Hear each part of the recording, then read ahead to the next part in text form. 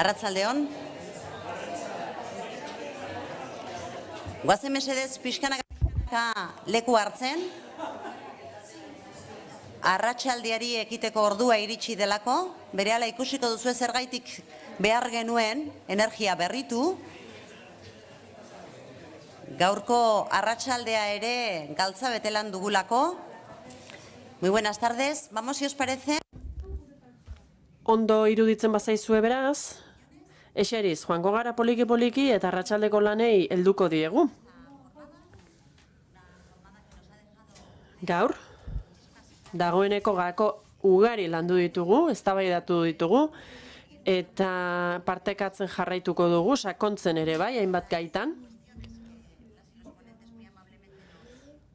Horretarako ditugu hemen gure hizlariak. Goizean egon diren eta arratsaldean gelditu ezin izan dutenei, agurra ematen diegu, eta nola ez, hemen zaudeten hoi, eta streamingetik jarraitzen gaitu zuen hoi, agur bat berriz ere. Jarraian, aurkezpen erronda bat dugu, zuen interbentzioak ere bai, gogoan izan, lehen ere, jardunaldinoetan, esan dugun bezala, zuen ekarpena jasotzeko prest gaude.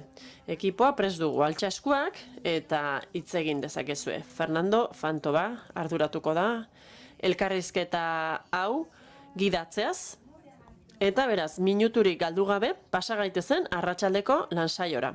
Eta hitza emango diot, Fernando Fantovari. Aholkularia da, ezagutzen duzue, politika sozialetan aditua, gaur egun, Eusko Jaurlaritzako lan eta enplegu sailarekin kolaboratzen ari da laneko inklusioaren arloan. Eta berak aurkeztuko dizkigu gaiak. Eta hitza emango die hizlariei. Aurrera. Mila esker, Pilar, eta mila esker guztioi. Hemen egoteagaitik naiz eta euria egin, ez eta ordu igual oso aproposa ez izan, hemen gaude eta eskerrik asko. Me voy a permitir una introducción un poquito más larga. Tira, sarrera gisa, pixkat hitz egingo dut, 2 ordu ditugu, badut gogoa hitz egiteko, kontestualizatu egin nahi ditut, jarraian entzungo ditugun hitzaldiak. Gaur goizean, hainbat pertsonek aipatu dute, inklusio sozialerako politika publikoa dugula, Euskadiko inklusiorako plana, eta baduela ezaugarri bat, zeharkakotasuna. Beraz, plan horrek jardun behar du beste politika batzuen bitartez, adibidez zerbitzu sozialeko, enplegu, diru-sarreren bermerako politiken bitartez. Eta hori zailtasun bat da.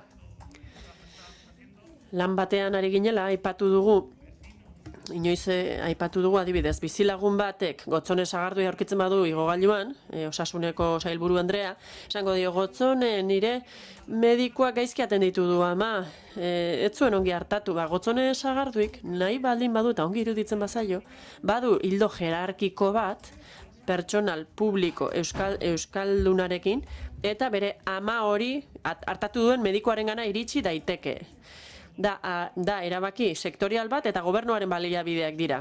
Ni, Alfonsorekin, gurutzatzen banaiz, eta ni arlo sozialeko zerbaitetaz kexatzen banaiz, zailagoa dauka. Ez dauka aginte kate hori bera eta trazabilitatea ere zailagoa da. Eta horregatik askoz gauzatxo gehiago egin beharko ditu hori konpontzeko. Horretaz hitz egingo dugu gaur arratsaldean. Hau da, hainbat eta hainbat proiektu ditugu inklusio sozialaren alorrean, eta ikusi behar duguna da zer egin behar dugun aginte zuzen horrekin, hau da, ondasunak sustatu eta babesten dituzten pertsonen ganako eta inklusio soziala azken batean hobeto bideratzeko. Proiektu horiek saiatzen dira pistak irekitzen, saiatzen dira bide berriak sortzen, saiatzen dira ateak irekitzen ikusteko euskal inklusio sozialeko politika berri hori nolakoa izan beharko litzateken. Nacho Martínez, triaje erreminta bati buruz hitz egingo digu, Deustuko Unibertsitateko irakaslea da bera, eta aipatuko ditu hainbat erreminta. Gaur goizean ere aipatu da. Esaten baldin badugu, adibidez, marrazki bat, Foesa txostenean ikusi genuen, hemen sartuta dauden, inkluituta dauden personak denak oso antzekoak dira. Kanpoan gelditu direnak oso anitzak dira, oso grafikoa zen. Eta hor, nahi baldin baditugu segmentatzea edo estratifikatzea profilak, eta arrisku eta bazterketa sozialeko arriskuaren arabera jarri nahi baldin baditugu, Nacho Rodriguezek aipatuko digu. Hasi dira, dagoeneko lanean, ibilbide hasiera horren inguruan. Idoiak, ostera, ibilbide mixtoi buruz hitz egingo digu. Hau da, triaje, Natxok sortzen ari den triaje mekanismo horretatik pasatuko dira hainbat persona. Pertsona horrek hainbat zerbitzu, prestazio eta laguntza jasoko ditu, eta behar bada gehiago zerbitzu sozialetatik, gehiago enplegutik edo etxe bizitzatik, eta idoiak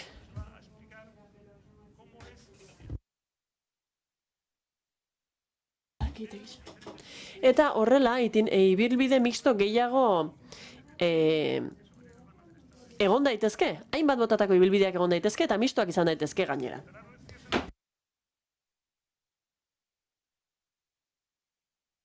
Hori gainera gobernantzaren ikuspegitik ere elementu garrantzitsua da, adibidez, Natxoren triajetik pasatu da persona bat, idoiaren ibilbidean dijoa persona hori, baina persona hori nola bermatuko dugu jasotzen duen interbentzioa, jasotzen duen laguntza edo zerbitzuak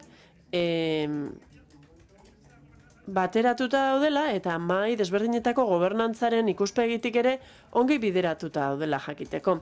Hor, sektore desberdinen arteko mahaiak daude, eta ikusiko dugu sektore arteko politika publikoa nola eraiki daiteken lurralde desberdinetan. Azkenik, Sarak aipatuko digu proiektu bat, laguntza, akonpainamendua eskaintzeko modu berri bat bilatzen duen proiektu bati buruz.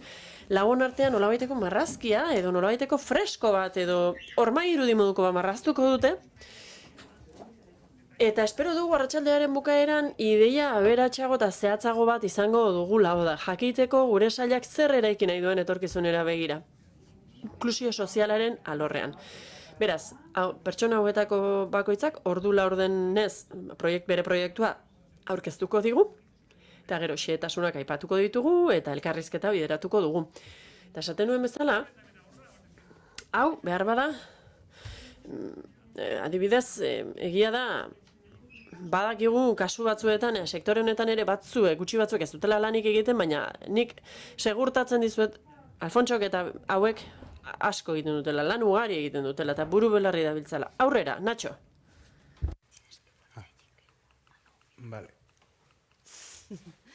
Vale.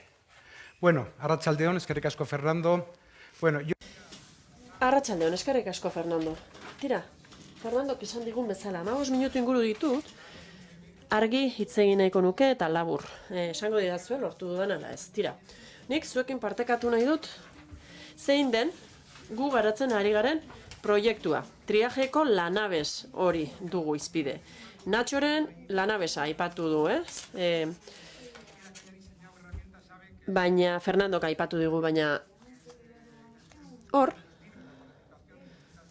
egia esan, pertsona asko hartu behar dute parte triaje lan horretan, eta denbora tartetxo bat behar dute gainera. Eta zentzu horretanik kontatuko dizuet nola ikusten dugun proiektu hau, eta zenbat aurreratu dugun proiektu horretan jakinik noski asko gelditzen zaigula aurretik.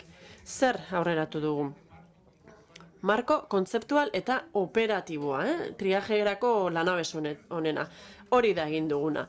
Lanabesak helburu bat du.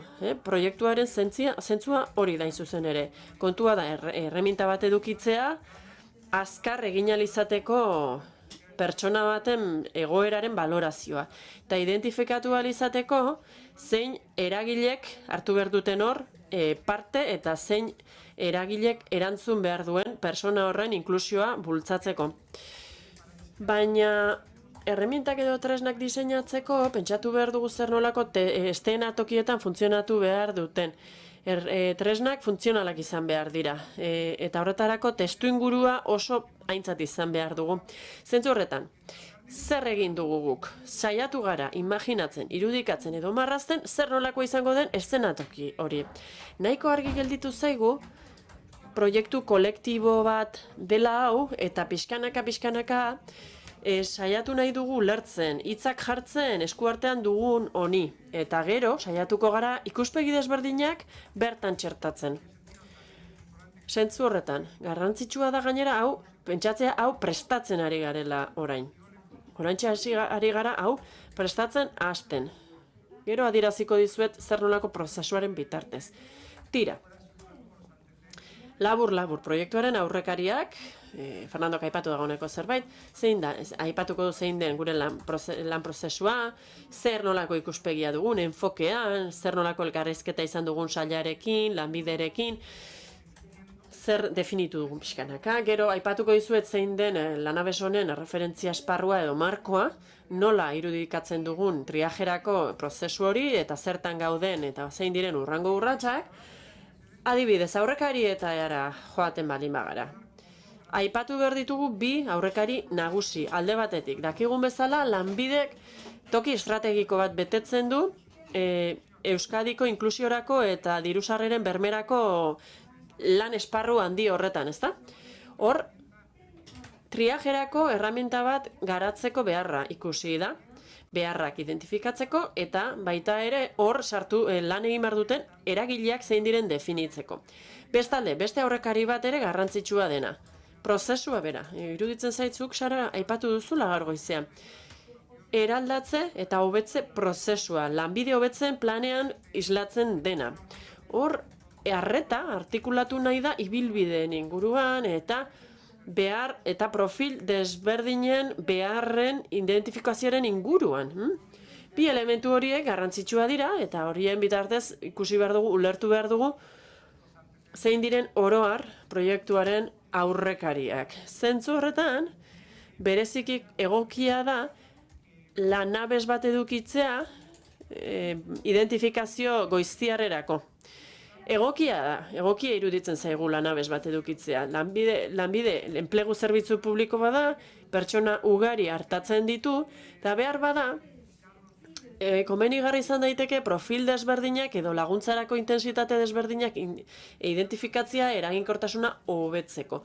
Baina halaber, pertsonen ikuspegitik ere garrantzitsua da. Iruditzen zaigu pertsona horiek eskubidea dutela lanbiderekin dituzten lehen harreman horietan hasierako ebaluazioa jasotzeko. Eta ahalik eta azkarren konektatuak izan daitezen prestazioren batekin edo beste interbentzio prozesu batekin. Tira, ez da aurrekari bat, baina gogoan izan behar dugu, testuingurua ondo ulertzeko, hemen aurkezten diren proiektuak, mailak edo esperimentazioak, adibidez itinerarioen kasuan, elementu horiei bitartez, tresna hau ensaiatu eta probatu egin ahal izango dugula. Eta amaitzeko galdera bat. Hau, aukeren testuinguru bat da? Aukerak eskaintzen dituen testuinguru bat da? Nik uste dut baietz. Badira elementu horiek esaten digutenak une egokia dela prozesu hau martxan jartzeko eta beste prozesu batzuekin konektatzeko. Bizkor prozesu hau esplikatuko dizuet. Kolektiboa da, prozesu hau eta denbora bat eskatuko du, prozesu guztiek bezala, eta zentzu horretan hainbat pausu eman ditugu. Nagusiki 3 denbora bat eman dugu, gutxi gora bera apiriletik ona, denbora bat eman dugu ulertzen, ikuspegia geureganatzen, proiektuaren ikuspegia geureganatzen, berrikusi ditugu antzeko esperientzia batzuk, antzeko beste tresna batzuk, pixkanaka bisualizatzeko nolakoa izatea nahi genuken tresna hori, eta lehen dokumentu bat, nahiko laburra, sortu dugu. Hasi gara dokumentu hori ezagutzera ematen, behar badazuetako norbaitek lortuko zuen dagoeneko. Eta horrela pixkanaka marrazten ari gara eszenatoki hori. Eszenatoki horretan 2 gauza islatzen dira, erreferentzia markoa eta ebaluazio prozesua, guk ezagutzen dugun bezala. Dokumentua kontraste prozesuan dago, hainbat edatze prozesu egin ditugu dagoeneko, eta kontrasteak egiten ari gara lanbideko barne profesionalekin. Gero, prozesu hori, kontraste hori, ireki egingo dugu. Ulertzen dugu horri esker lehen prototipo bat prestatu ahal izango dugula, Lanabesaren lehen prototipoa.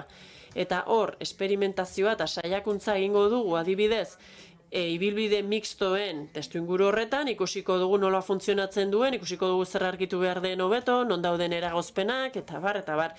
Eta, beraz, gauza batzuetan aurrera egin dugu, pozik gaude, lortu dugun horrekin, baina prozesu bat gelditzen zaigu oraindik ere aurretik. Prozesu luze bat gainera. Izan ere, hiruileko honen bukaeran, tresnaren prototipo bat eduki nahi genuke prest, baina doikuntza lanak egingo ditugu datorren ikasturte osoan zehar azkenean tresna prest eduki arte. Goazen orain tresnari buruz hitz egitera. Hasteko, zein ikuspegitatik eraiki dugu? Hasteko, triajea beti hartzen dugu hasierako ebaluaziotzat. Ari esker, gerora, egin ahal izango dira beste ebaluzioak, diagnostikoak sozialak eta sakonagoak, besteak beste. Eta ez du ordezkatzen beste diagnostiko bat edo beste hainbat diagnostiko gerora egin daitezkenak. Nork egingo du triaje hori? Triaje hori egingo da lanbiden. Bi aurrekari aipatu ditugu hor lehen, eta izan ere lanbidetik interesatzen zaigu hau egitea prozesu, ebaluazio prozesu hau. Zein ikuspegitik egingo da? Tira, honi buelta dexente eman dizkiogu. Eta egia esan nahiko argi dugu. Ikuspegia enplegagarritasuna izan behar da. Baina hori ulertzeko moduan, hainbat dimensio dituela kontuan hartu beharko dugu. Ikuspegi globala izango dugu enplegagarritasunaren inguruan, baina hau lotuta dago inklusioarekin nola nahi ere. Eta gero azalduko dut gehiago. Enplegu eskatzaile guztientzat izango da, prozesu hau, lanbiderekin harremanetan jartzen diren guztientzat. Hau da, ez da RGI askatzen duten pertsonentzako martxan jarriko den mekanismo bat, baizik eta lanbiderekin harremanetan jarriko diren guztientzat. Ikuspegia beraz unibertsala da. Helburuak bi dira. Identifikatzea, persona batek zer nolako laguntza intensitateak behar dituen, eta identifikatzea bestalde persona baten beharrei eta intensitatei erantzuteko zein agentek parte hartu behar duen.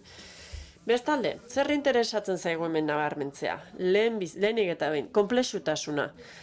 Batzuetan triajeari buruz hitz egiten dugu. Errespetua ematen dit. Iruditzen zaigu, tresna bat egitea, denok nahiko genuke, ez okertzea inoiz, lehenean asmatzea, erraxa izatea, baina orduan ez litzateke gizaki batek egina izango, baizik eta beste zerbaitek. Eta beraz, badakigu hau konplexua dela, eta lan zaila dela. Baldintzen artean, beste kontu bat. Gogoan izan dezagun, hori dela lehen harreman bat, hor ez dugu pertsona hori ezagutzen. Eta oinarrizko informazioa izango da pertsona horrek ematen diguna. Lehen kontraste taldean hori kritikatzen zuten joan den egunean, esaten ziguten informazio hori imperfektua zela. Eta muga ugari daudela, lortu dezakegun informazio horretan, ez zitzaien asko gustatzen. Baina egia da, informazio mugatua izango dugu une horretan, eta hori aintzat hartu beharko dugu. Ez dezadan ezerraztu, bai. Eta ulertzen dugu triaje hori hasierako hipotesi bat dela. Eta horri esker gero prozesu bat martxan jartzen dugula. Baina horrek ez du determinatzen edo zehazten gero zer egin daiteken. Hau da ikuspegia edo enfokea. Erreferentzia asko esparrua hauxe da. Oso azkar joango naiz. Enplegagarritasun eredu batetik abiatu garagu, gure oinarria da azken urteotan garatu dugun lana, hau da gizartea eta insertzio enpresen bitartez lan egin duguna, eta hor identifikatu ditugu era askotako esiak. Eta hor badakigu horrek baldintzatzen duela pertsona batek enplegu bat edukitzea eta mantentzea ala ez. Eta hor, badaude faktore batzuk pertsonalak eta profesionalak, eta beste faktore batzuk laboralak ez direnak. Deno dakigun bezala, eragozpen nagusiak enplegurako ez daude faktore laboraletan, ez daude laneko faktoreetan, baizik eta zirkunstantzia personaletan daude askotan elementu horiek, eta zirkunstantzia horiek eragotzi egiten diote pertsona horri enplegu horrekin jarraitzen. Beraz hor, badira hainbat eta hainbat dimensio oso zabalak, eta horiek denak kontuan hartuta enplegagarritasuna zehaztu beharko dugu. Hau, beraz, inklusioarekin lotuta egon beharko da. Enplegagarritasunaren begirada izango dugu, baina inklusioa ere beti kontuan hartuta. Eta hori da, hau bultzatzeko modu egokia. Enplegagarritasunari esker ikusi dugu zein izan daitezken aldagai nagusiak, eragina dutenak, laguntzen intensitatean. Adibidez, trebakuntza edo zer nolako, horre egon daitezke adierazleak, adibidez ezagutzen ditugunak, adibidez trebakuntza, ez da? Eta honela, honi esker, hipotesi bat egin ahal izan dugu, hau da, pertsona batek behar izan ditzaken laguntzen intensitateak nolakoak izan daitezken. Eta orain, gehiago sakonduko dut, hemen 4 profil, laguntzaren intensitatearen 4 perfil identifikatu ditugu. Pertsona batek, behar bada, laguntza puntual batekin enplegua aurkitu dezake. Adibidez izan daitezke, lan merkatuakin lotura bat duten pertsonak, ibilbide profesional definitu bat egin dutenak, eta une jakin batean laguntza puntual bat behar dutenak enplegua aurkitzeko. Baina seguru asko, laguntza lotuta dago enplegua bilatzeko prozesu horrekin. Eta beraz, iruditzen zaigu pertsona horiek laguntzari gabe ere denbora gutxian enplegua aurkituko dutela, eta laguntza hori puntuala izango dela. Gero ostera, badaude beste pertsona batzuk bestelako esiak dituztenak aurrez aurre, eta lan merkatuarekin lotura gutxiago dutenak, proiektu profesional edo ibilbide profesional lausoagoa izan dutenak, eta horiek tarteka laguntza beharko dutela. Denbora baten zehar, etengabekoa ez den laguntza bat. Hirugarrenik, beste pertsona mota bat aurkitzen dugu hor, era desberdinetako esiak dituzte beren laneratze prozesu horretan, eta laguntza etengabekoa beharko dute. Ez bakarrik aldian aldikoa denbora jakin batean zehar. Eta maila horren barruan identifikatzen ditugu 3 egoera. Alde batetik, pertsona batzuek laguntza beharko dute, baina batez ere lanaren mundurako, lanaren alorrerako eta lanbidetik erantzun daiteke, eta beste egoera batzuetan ostera koordinazio bat beharko da, beste zerbitzu sistema batzuekin. Baina, koordinazio hori izango da, interbentzioak, baten eta besten interbentzioak doitzea, plan bateratu edo proiektu integratu bat definitu beharrik gabe. Azkenik, beste egoera batean dauden pertsonak ditugu, realitate konplexu batzuetan bizi direnak, eta behar izango dutenak zerbitzu sistema desberdinen laguntza. Sistema bateratu baten bitartez, plan integral eta bateratu baten bitartez. Eta azken profil hau. Hau da, hauek salbuetsita dauden pertsonak izango dira, eta enplegu ibilbideetan parte hartu ezin duten pertsonak izango dira. Hor ikusi behar da, ea identifikatu ote den, zer nolako beharrak dituen pertsona horrek, ikusteko pertsona hori nora eta nola deribatu behar dugun. Triaje prozesu, nola imaginatzen dugu?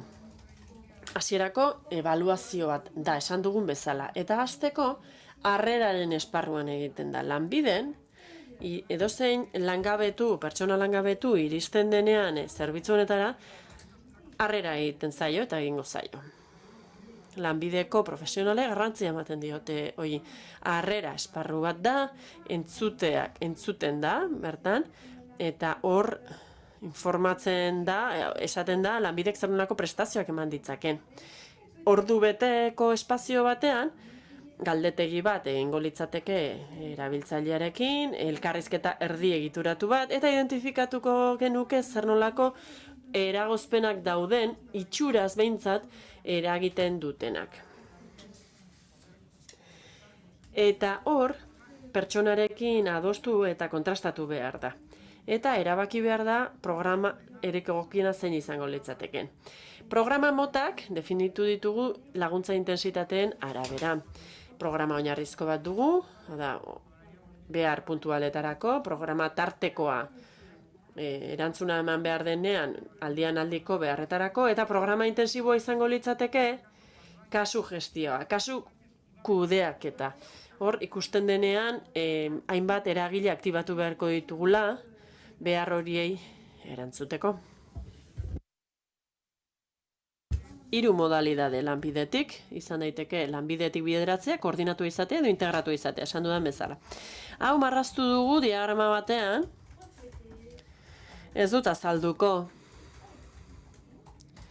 Zer buduz noa denboraz?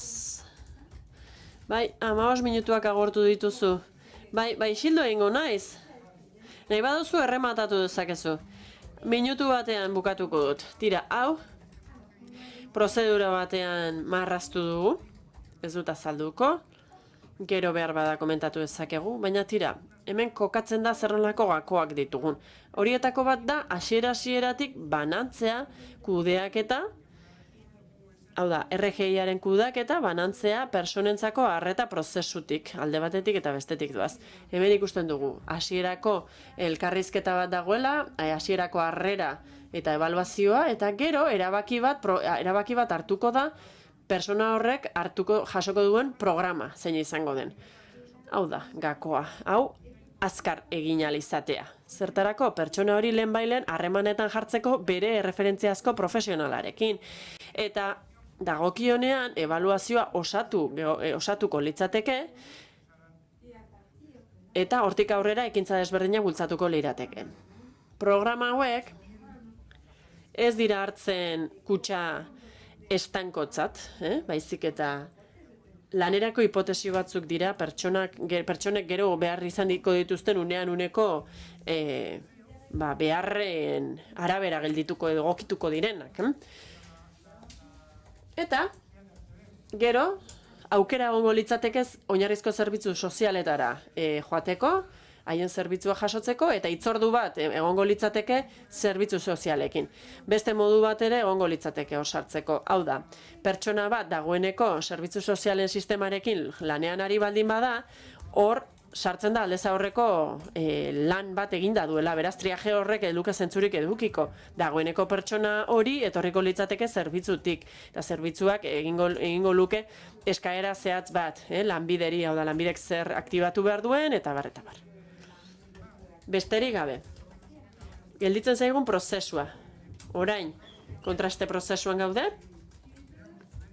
espero dugu aipatzen eta aurkezten ari garen hau aberastu ahal izatea, prototipo diseinatzea, eta ibilbide mistoen esparruan, hau, proiektu piloto gisa esperimentatu ahal izatea. Hau gerorako utziko dut, aukera edukitzen baldin badut, partekatu ahal izango dut. Nahikoa. Eskerrik asko, Nacho. Eskerrik asko.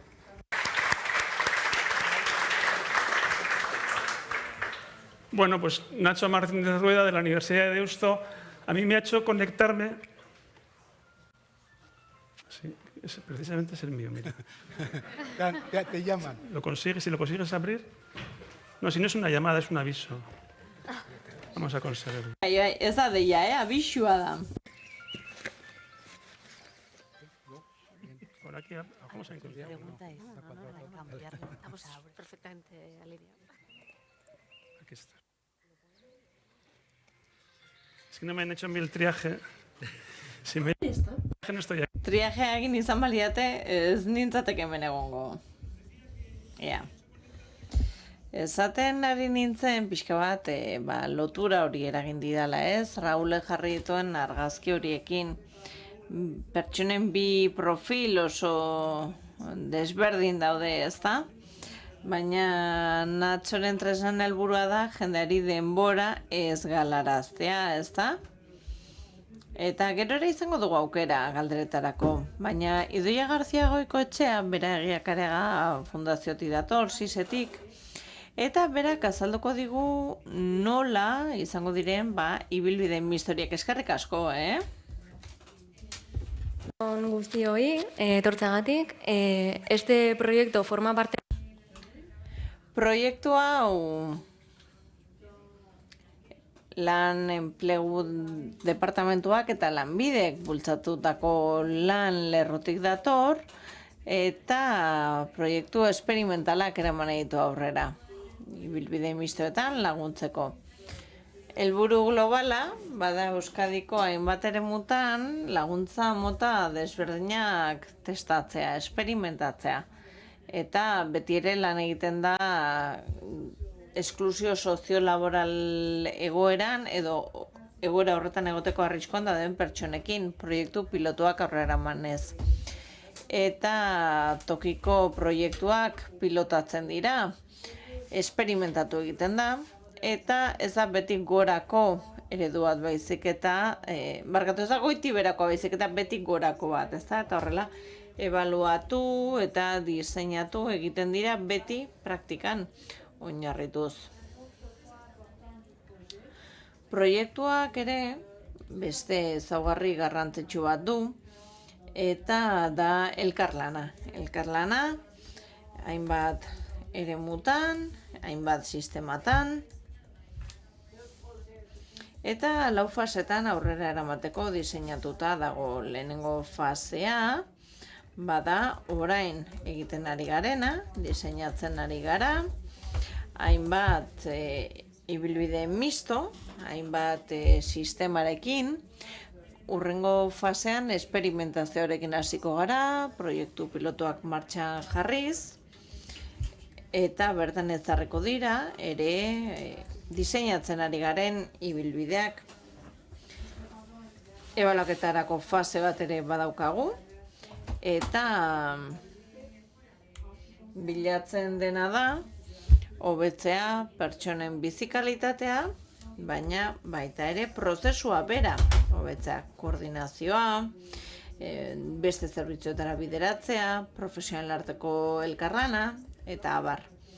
Eta 4. fasean, azkeneko fasean, ebaluaketaren helburuak erabili nahi dira laguntza ereduak berriro antolatu ahal izateko. Orain arte, elkarlanean aritu gara, esparru dokumentu bat prestatzeko, eta ibilbide misto horietan, egia da, badaudela helburu batzuk, eduki batzuk zehaztu egin behar direnak, baina horrez gain guri interesgarria iruditu zitzaigun edukitzea esparru orokor bat, proiektuek izan zezaten esparru kontzeptual komun bat. Helburua delako gero berez proiektuei laguntzea. Eta egin duguna izan da literatura berrikusi, aurrekariak berrikusi, garatu ditugu ibilbide mistoen esparru komunak, eta horrez gain ere hainbat bide diseinatu dira. Eta hori zen gaur aurkeztu nahiko genukeena. Garrantzitsua da ere aipatzea zirriborro bat dela, abiapuntu bat dela, eta horregatik proposamena jasotzeko prest gaude. Ideia delako elkarlanean garatzea. Eta horretarako elkarlanean ari gara beste lanbideko prestazio eta inklusio zuzendaritzarekin, eta esan bezala Eusko Jaurlaritzan enplegu eta inklusio zuzendaritzarekin. Zirriborrarekin hasi eta gero, uztailean gizarte zerbitzu eta enpleguko eragilekin elkartu ginen, maila administratibo guztietakoekin, eta pendiente dugu ere kontrastelan hori egitea, eta horren ostean, ideia da aliantza horiek sortu ahal izatea, gero, egin ahal izateko proiektu esperimental horiek. Eta arretaren barruan sartzen dira arreta koordinatua, arreta partekatua, arreta jarraia, etengabeko arreta, hainbat kontzeptualizazio egin ditugu, eta bertan sartzen dira zerbitzu kombinatuak, mistoak, sartzen dira ere dauden profesionalak, eta baita ere pertsonen beharrak. Eta esan daiteke paradigma aldaketa bat dela. Partzelatuta edo sektoren arabera banatuta egon beharrean, eta arreta mailen araberako banaketa egin beharrean, egiten dena da ezagutza partekatu bat sustatu. Eta bilatzen dena da ere, ez hainbeste koordinazio bultzatzea, baizik eta lortza benetako integrazio bat. Eta arreta pertsonalizatua eta integratua izatea. Hau da, sistema egokitzea pertsonen beharren arabera, eta ez alderantziz. Eta testuinguru honetan, ulertzen dugu, ibilbide mistoak badirela laguntzeko formula bat, eta kasu honetan bideratuta daude esklusio soziolaborala edo arriskua jasaten duten pertsonentzat. Eta ulertzen dugu hori dela, lanpostu duin batera sartzeko zailtasuna duen pertsona oro, eta baita ere osasuna, hezkuntza eta bestelako oinarrizko zerbitzu batzuetara sartzeko arriskua duen pertsona oro. Eta esan bezala, eragileen, sektoren eta sistemen arteko koordinazio sare bat garatu nahi dugu, aktibazioa sustatu nahi dugu, enplegu mailan, eta arreta eskaini erabiltzaileen behar anitz horiei.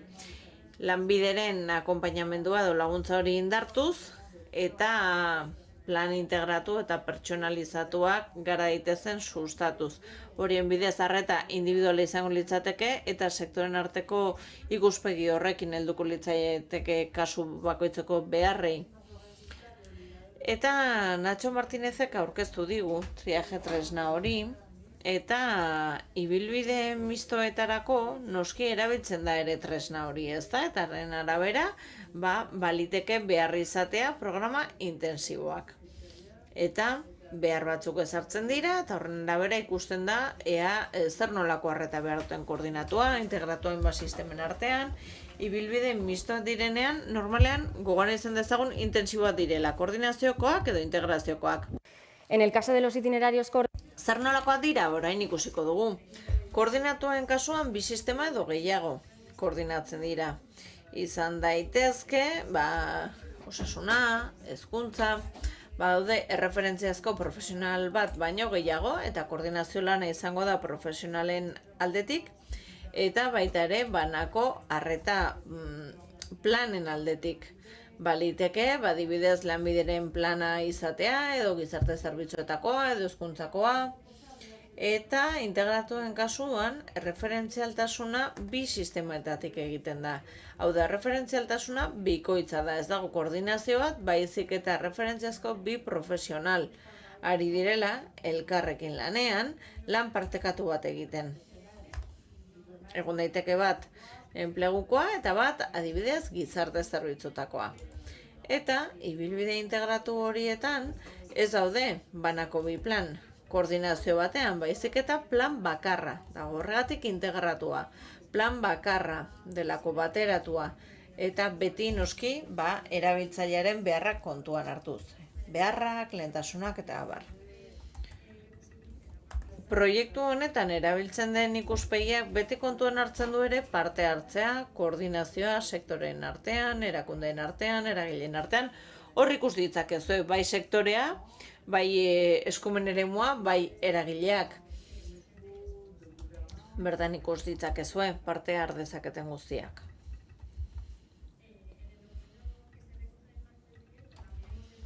Eta esparru dokumentuan, ere jaso ditugu printzipio gidariak edo zeharkako printzipioak gure iritziz ibilbide orok izan beharrekoak, eta horren arabera mistoek aktibazio inklusiboko eredu bat dute.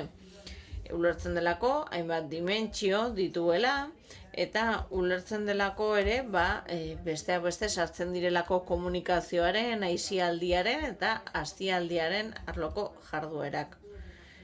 Pertsona ardatz duen koordinazio bat bultzatzen da. Pertsonaren banako beharra kontuan hartuz, parte hartze aktiboa sustatuz, planak diseinatzeko.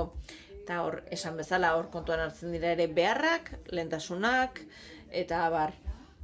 Eta esku hartze komunitarioa egin daiteke besteko osagai formal eta ez formalitatetik, komunitatetik eta komunitatearentzat ere.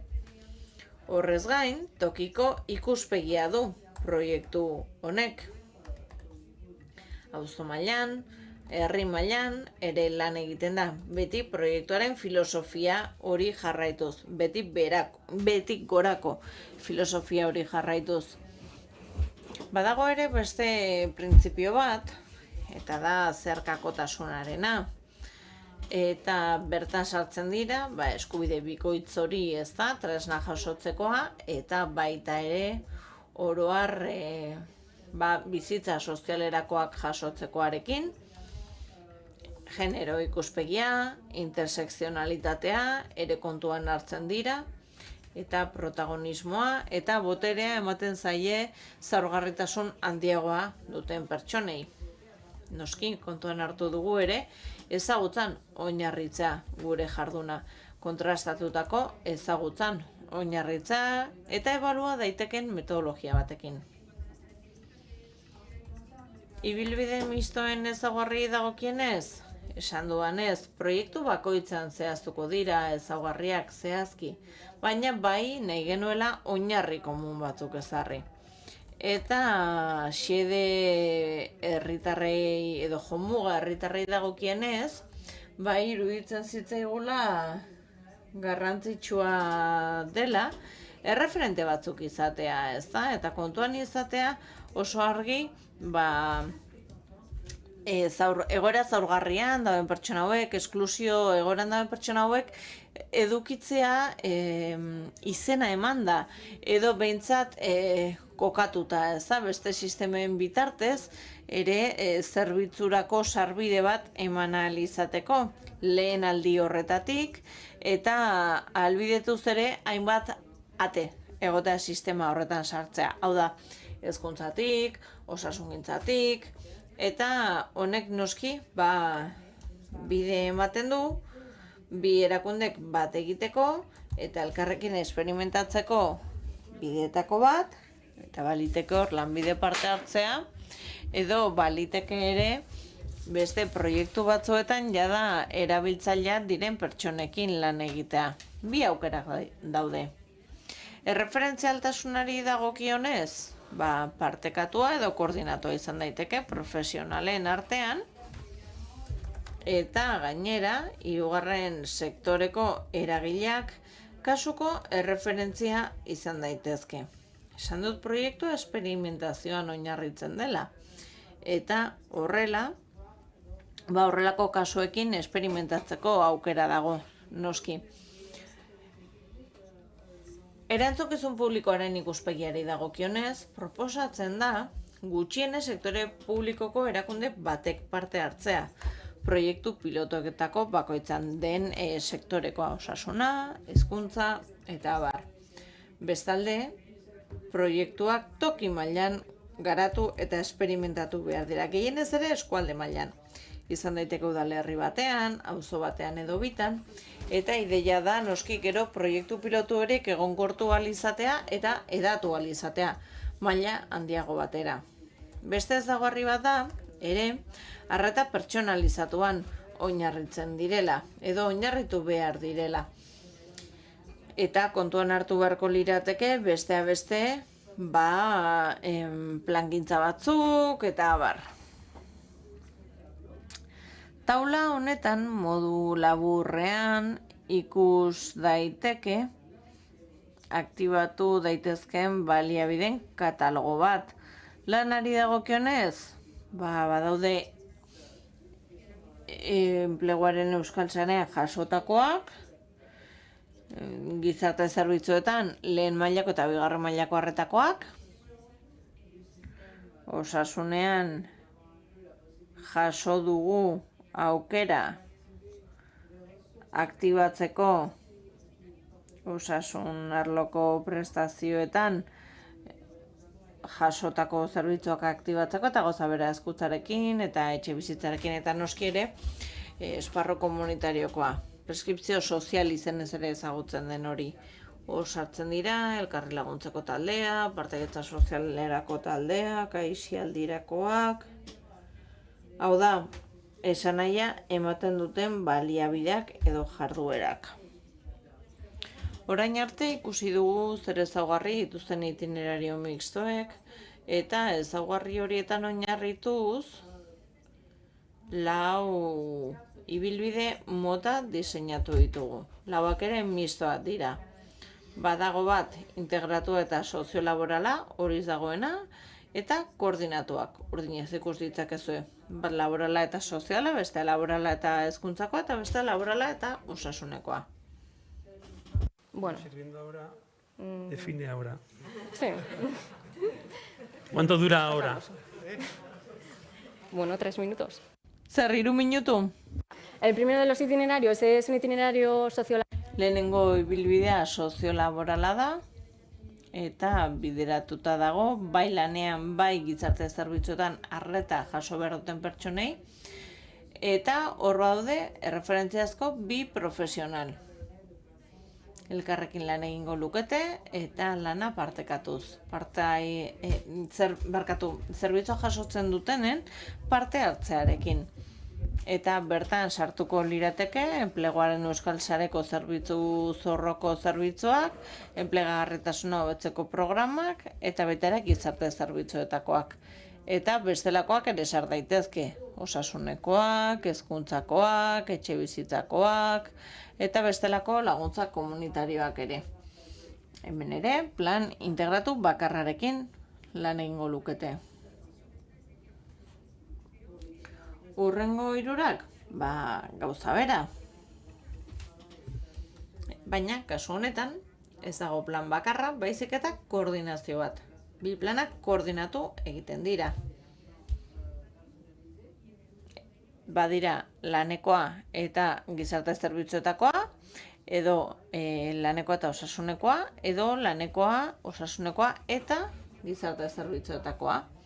Eta amaitzeko, proiektu esperimentalei dagokienez, soilik esatea, proiektu pilotu hauen bitartez, testatu egin nahi direla, 4 ibilbide misto posible horiek, eta ideia litzateke, ebaluatu ondoren, ereduak definitu ahal izatea. 2023-2024an zehar, testatuko dira, 16 bat hilabetez, gero diseinatu egingo dira, eta noski ebaluatu ere egingo dira. Eta esparru dokumentuarekin kontrastatu ondoren, esan dut dokumentua oraindik ere zabali dagoela proposamenetara, orduan, espero dugu zehazten hasi ahal izatea bertan jasotako guztiak, eta hasiko ginateke aliantzak bilatzen, eta noski oinarriekin egingo genuke deialdi publiko bat. Eta hausia dena, eskerrik asko.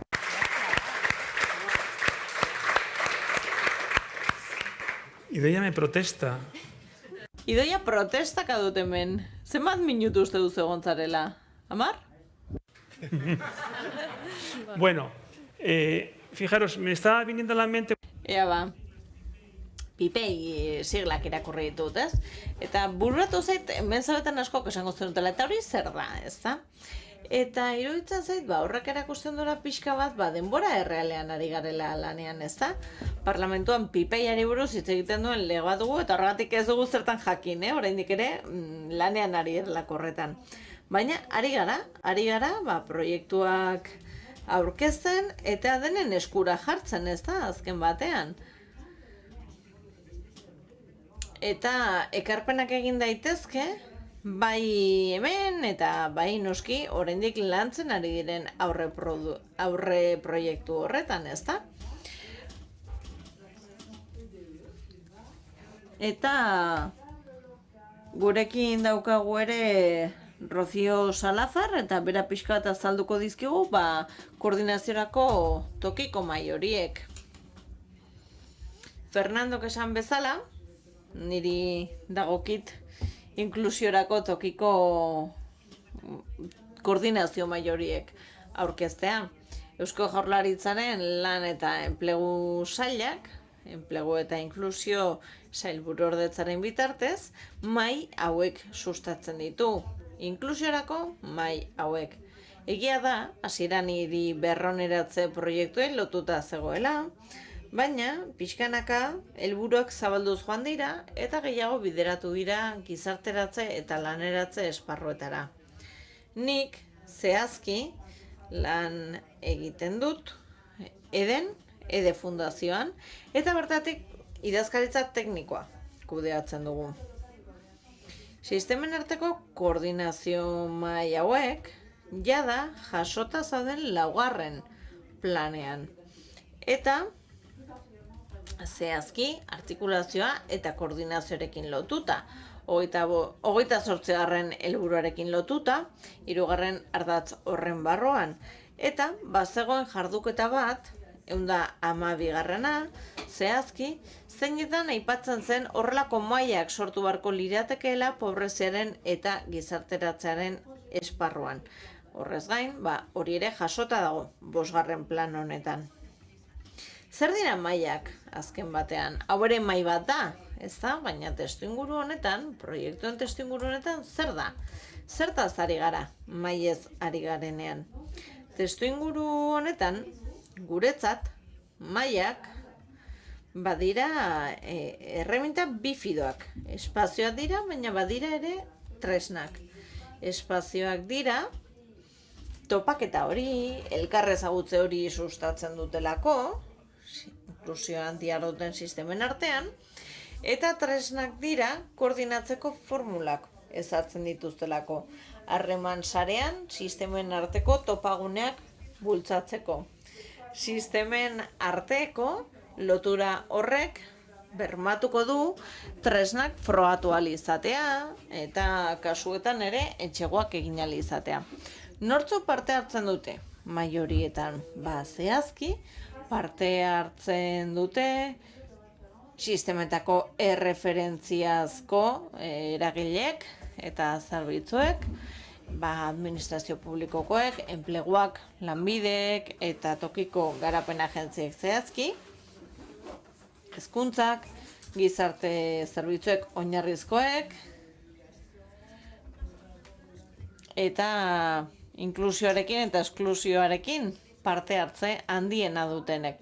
CEPAK hezkuntzaren kasuan eta bideratzaileak, orientatzaileak, lanbide heziketa zentroetan, etxe bizitza sistemak ere opengelen edo udal etxe bizitzen bitartez, eta baita ere parte hartzen dute 3. sektoreko entitateek. Tresnaz hitz egiten dugunean, hitz egiten ari gara ere lanerako printzipioez. Eta horregatik pilotajearekin hasi ginenean, 2008an, irudikatu genuen nolakoak beharko luketen espazio horiek maila metodologiko batean. Eta horregatik interesatzen zitzaigun egonkortasun bat ematea. Maiztasun bat, bilerak egiteko, elkarrizketarako espazio bat, elkarri entzuteko,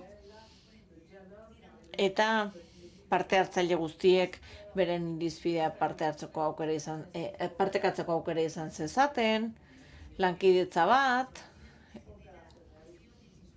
espazio operatibo bat, irtenbidea proposatu eta landu ahal izateko, tokiko identitate bat, tokiko mailez ari garelako udalerrietan, auzoetan, kokatuta gaudenak, berrikuntzarako aukera bat ematea, eta proposatzen ziren berrikuntzak ebaluatzeko eta sistematizatzeko moduak egotea, eta hortik guztietik ikastea. Mailak aipatzen ditugunean, esan dezakegu, badituztela 3 ezaugarri nagusi. Sektore artekotasuna, 6 sistema edo gehiago elkartzen direlako, beti gizarte babesarekin lotuta, irisgarritasuna, gizarteratzeko bide direlako sistema horiek guztiak, eta egia da badela gobernantzari eta solas mailari dagokionez 3 maila dituen antolaketa bat. badago maila kontsultiboa alde batetik, eta hor aztertzen da ea erantzuten dien pertsona edo kolektibo horien beharrei. Beste maila bat bada teknikoagoa, eta bertan sartzen dira profesionalen gaikuntza, trebakuntza, eta gero badago erabakimen maila. Bertan sartzen dira beharrak finantzaketetara eta emaitza ekonomikoetara eramaten dituztenak. Lehen esan bezala, ekimen hau 2020an jarri zen martxan. 2020tik 2022ra gauza asko gertatu dira, proiektuak bere bilakaera izan du. Eta oso labur, aipatu nahiko nuke, 4 mairekin hasi ginela, 2 lurraldetan. Bilbon genden, Otxarkoagan, Durangon, Eibarren eta Lasarte Horian. Eta egia da hasieran batez ere lehenetsi zela gizarte babeseko sistemen parte hartza, herri administrazioan parte hartza zuena, eta gero ikusi genuen garrantzitsua zela 3. sektorea gonbidatzea. Gure aleginak, ziren batez ere abia puntuak identifikatzeko.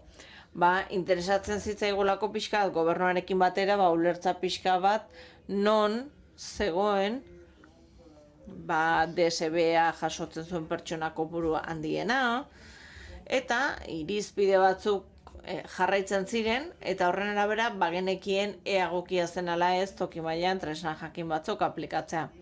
Referentziazko irudiak edo pertsonak ere ezarri ziren, eta martxan jarri ziren mailetan batez ere lantzen zen elkar ezagutzea, lantzen zen ere sistemen berri ematea elkar ezagutzeko. Iazia da 6 mai genituen, 3 lurraldetan, Portugaleten eta Amurrion ere hasi ginen, eta hemen egiten genuena zen aurretik zeuden mailak egonkortu, eta hasi ginen ere koordinazio formula berria probatzen. Lanbideren eta toki garapenerako agentzien artean. Hemen ere hasi ziren prestakuntza eta enplegu ikastaroak, Next fondoekin hasi ziren horietan, eta proiektu pilotoak aurkezten hasi ginen. 2022an, aurten, ari gara 15 maitan, beraz, areagotu egin dugu mai kopurua eta lanerako udalerri eta espazio kopurua.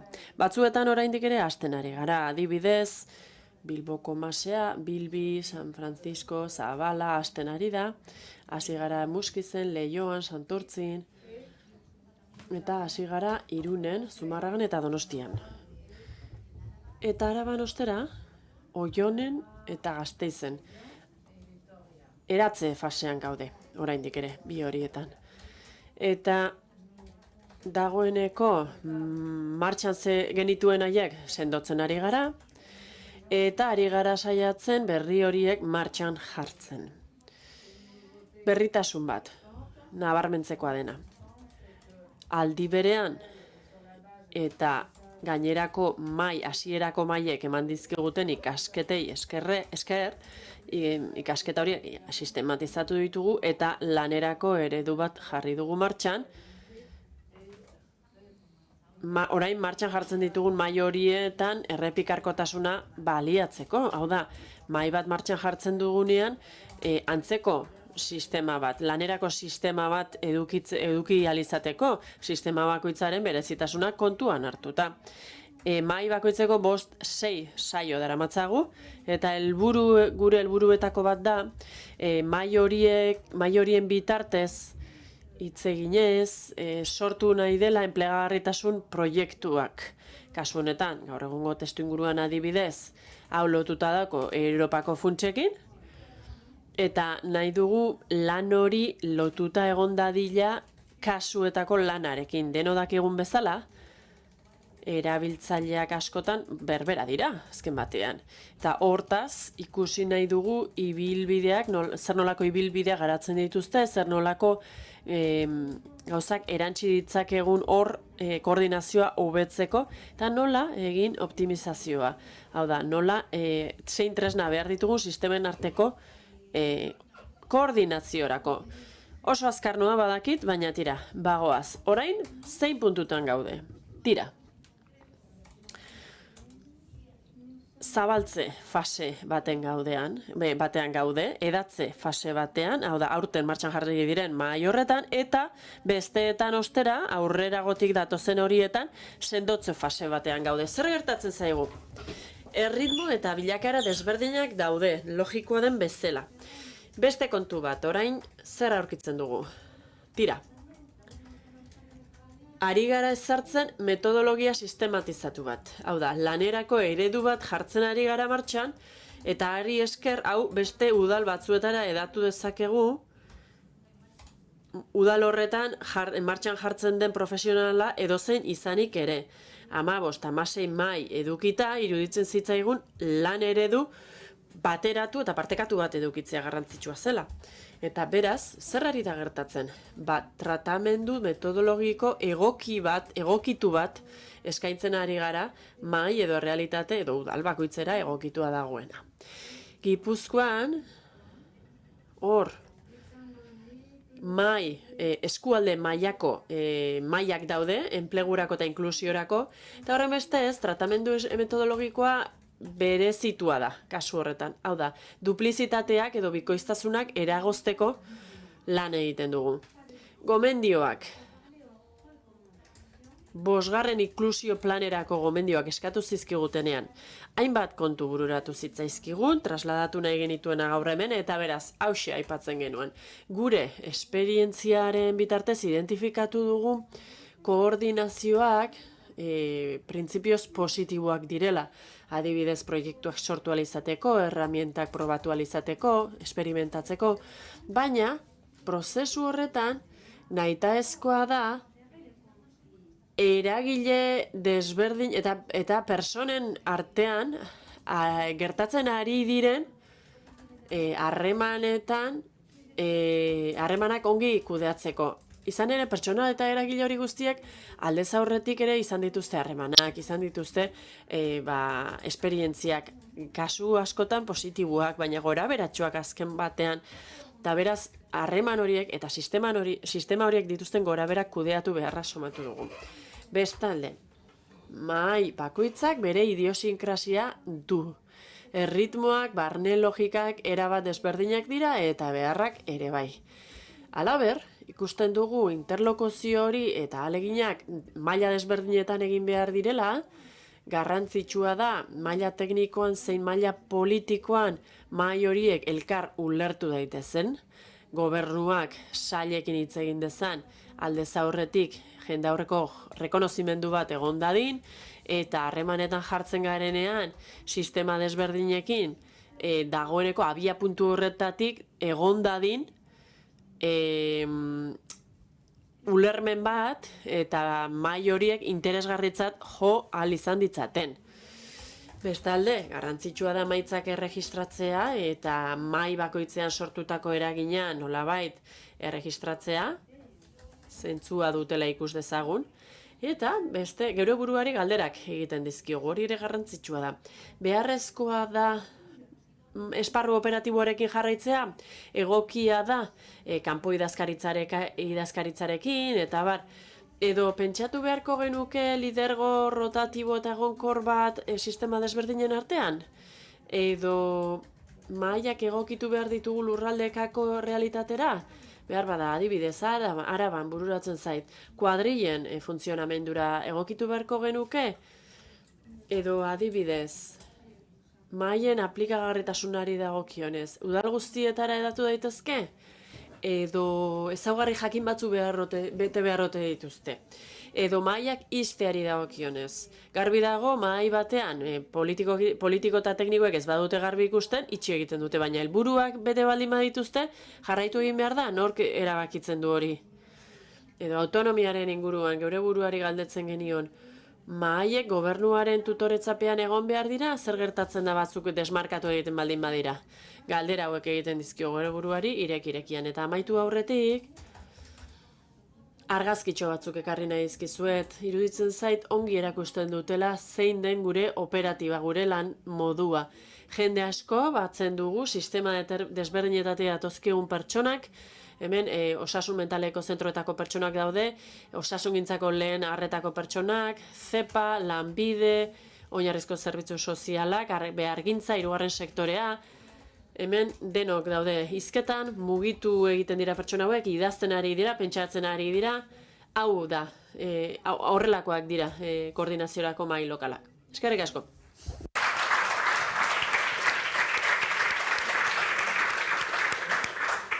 Bueno, pues después de Rocío Salazar de Fundación EDE... Tira, orain, Sara Buesak hitz egingo digu, Lanbidetik, eta aipatuko dizkigu bere eskuartean dituzten, orain eskuartean dituzten hainbat proiektu.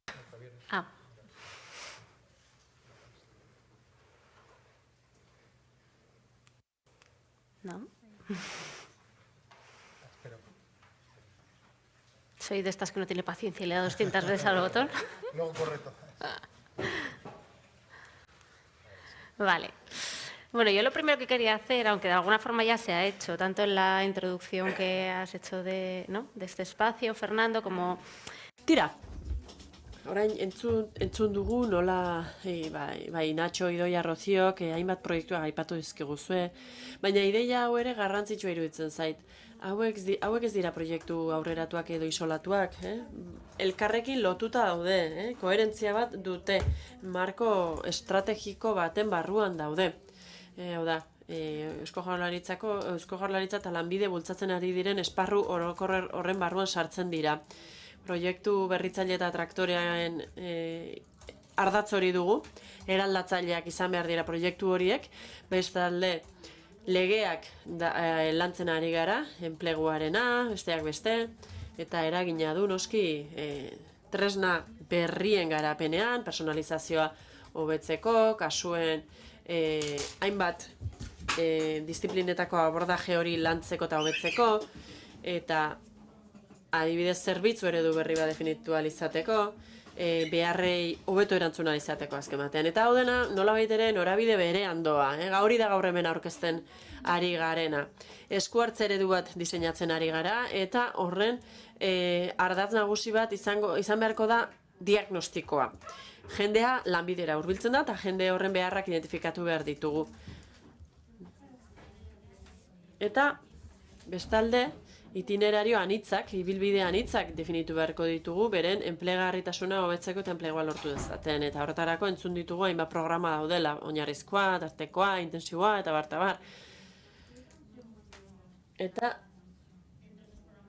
programa intensibo horien barruan daude, beste esperimentazio prozesu horiek, sekzioen artekoak, ibilbide mistoenak, Idoiak aurkeztu dizkigunak, eta koordinazio mailen realitatea ezagutu dugu, tresna hori horri erantzuteko sortu da, koordinazio eta koordinaziorako gune bat eskaini ahal izateko. Roziok kontatzen zigun mailen zentzua zein den, hain zuzen ere koordinazioa hobetzea, tresnak probatzea, arreta hori hobetzeko. Eta logikoa den bezala, espazio oso egokia dira, tresna berriak probatzeko. Adibidez, martxan jarriko ditugun, ibilbide desberdinak, triaje tresnak, eta bar. Eta berak ere, aipatzen zigun, mahaietan bertan, enplegu eta trebakuntza proiektuak sortu daitezke. Hor, aukerak sortu daitezkelako, Beraz, dena dago lotuta. Hortik aurrera, nik trebakuntza proiektu eta akonpainamendurako proiektu integralei buruz hitz egingo dizuet.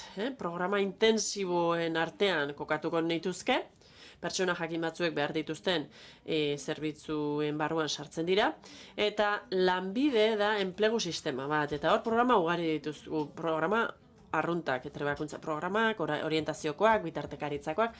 Programa horien esentzia da modu integral eta intensibo batean hainbat elementu kombinatzea. Zertarako, pertsona batek behar izan dezakeen akonpainamendu intensibo eta personalizatua hobeto eskaini ahal izateko. Beraz, trebakuntza, enplegu eta akonpainamendurako programa horiek mixtoak dira, enplegu eta formakuntza eskaintzen dute, eta etengabe ematen dute gainera, laguntza hori, eta helburu bat bete nahi dute.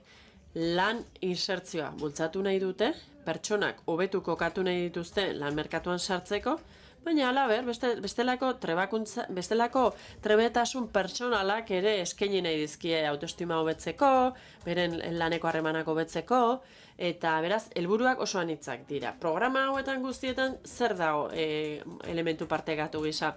Gaur goizean entzun duguna, guk ikuspegi jakin bat eman nahi diegu gure proiektu hauei maila lokalean implementatuko dira, kolaborazioaren betartez, eragileen aliantzen bitartez egingo dira, eta berrikuntza bultzatu nahi dugu.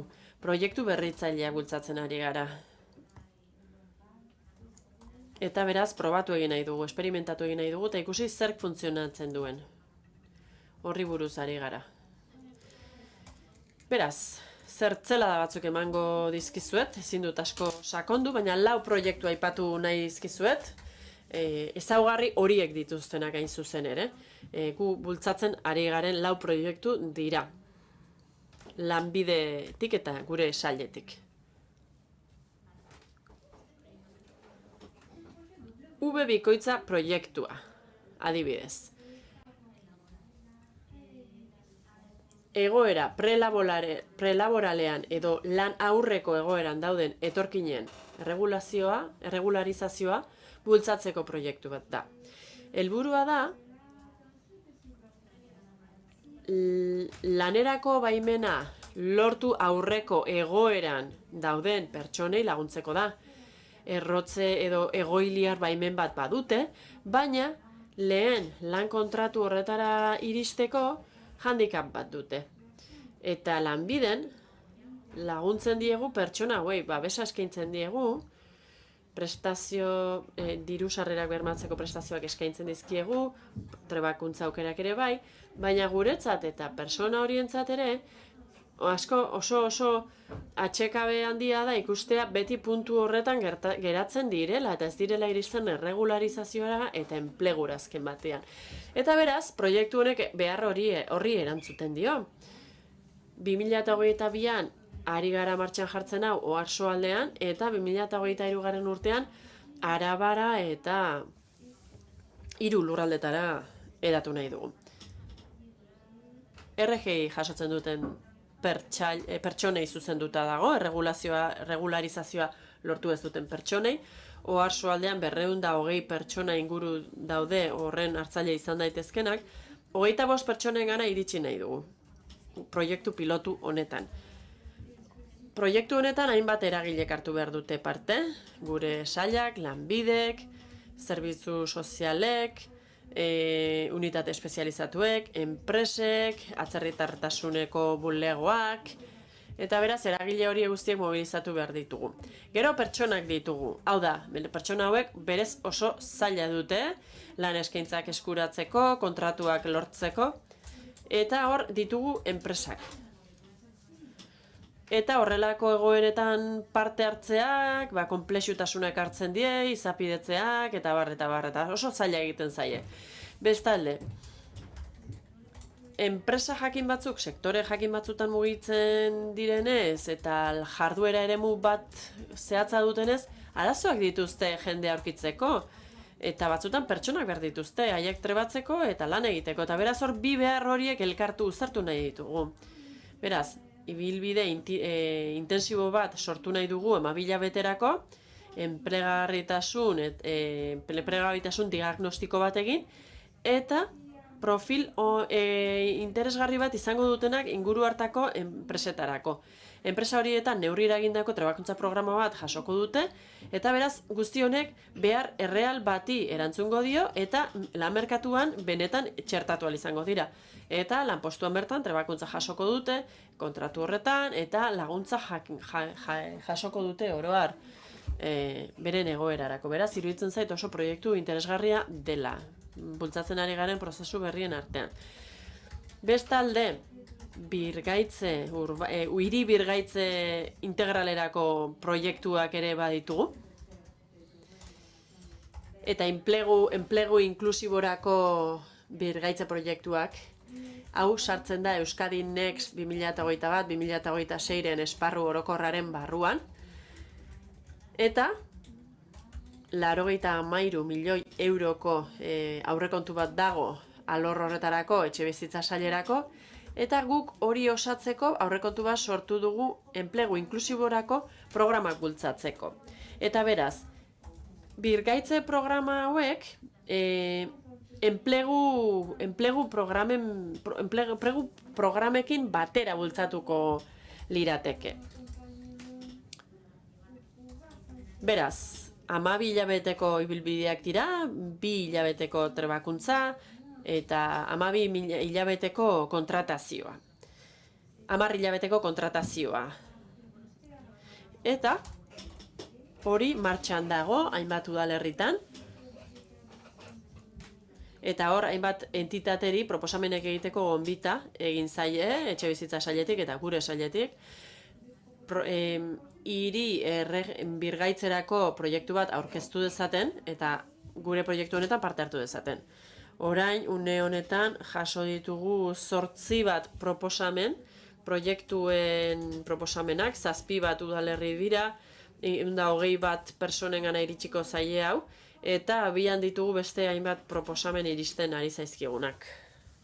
Dentro de los fondos europeos, de esa oportunidad, ¿no?, que se ha abierto. Europako funtsen alorrean, orain, aukera hau ireki zaigu, Europako funts berri horiei esker, 23 urtera bitarterako, 2 programa ditugu. Bat, berriz ere jarri dugu martxan, hauxe iruditan duzuena, eta beste bat ari gara bultzatzen.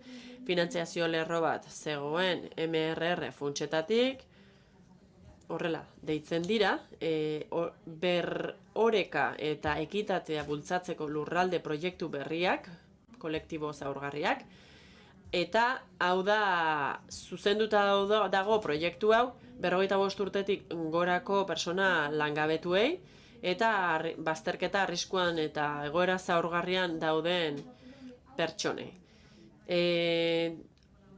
Hor, hainbat auzolan antolatu izan dira azken garai hauetan udalerriekin eta udaletxeekin batera. Eta hor, hasiera batean, hainbat eratako ekintzak kombinatzen dituzten ibilbide individualizatuak proposatzen dira.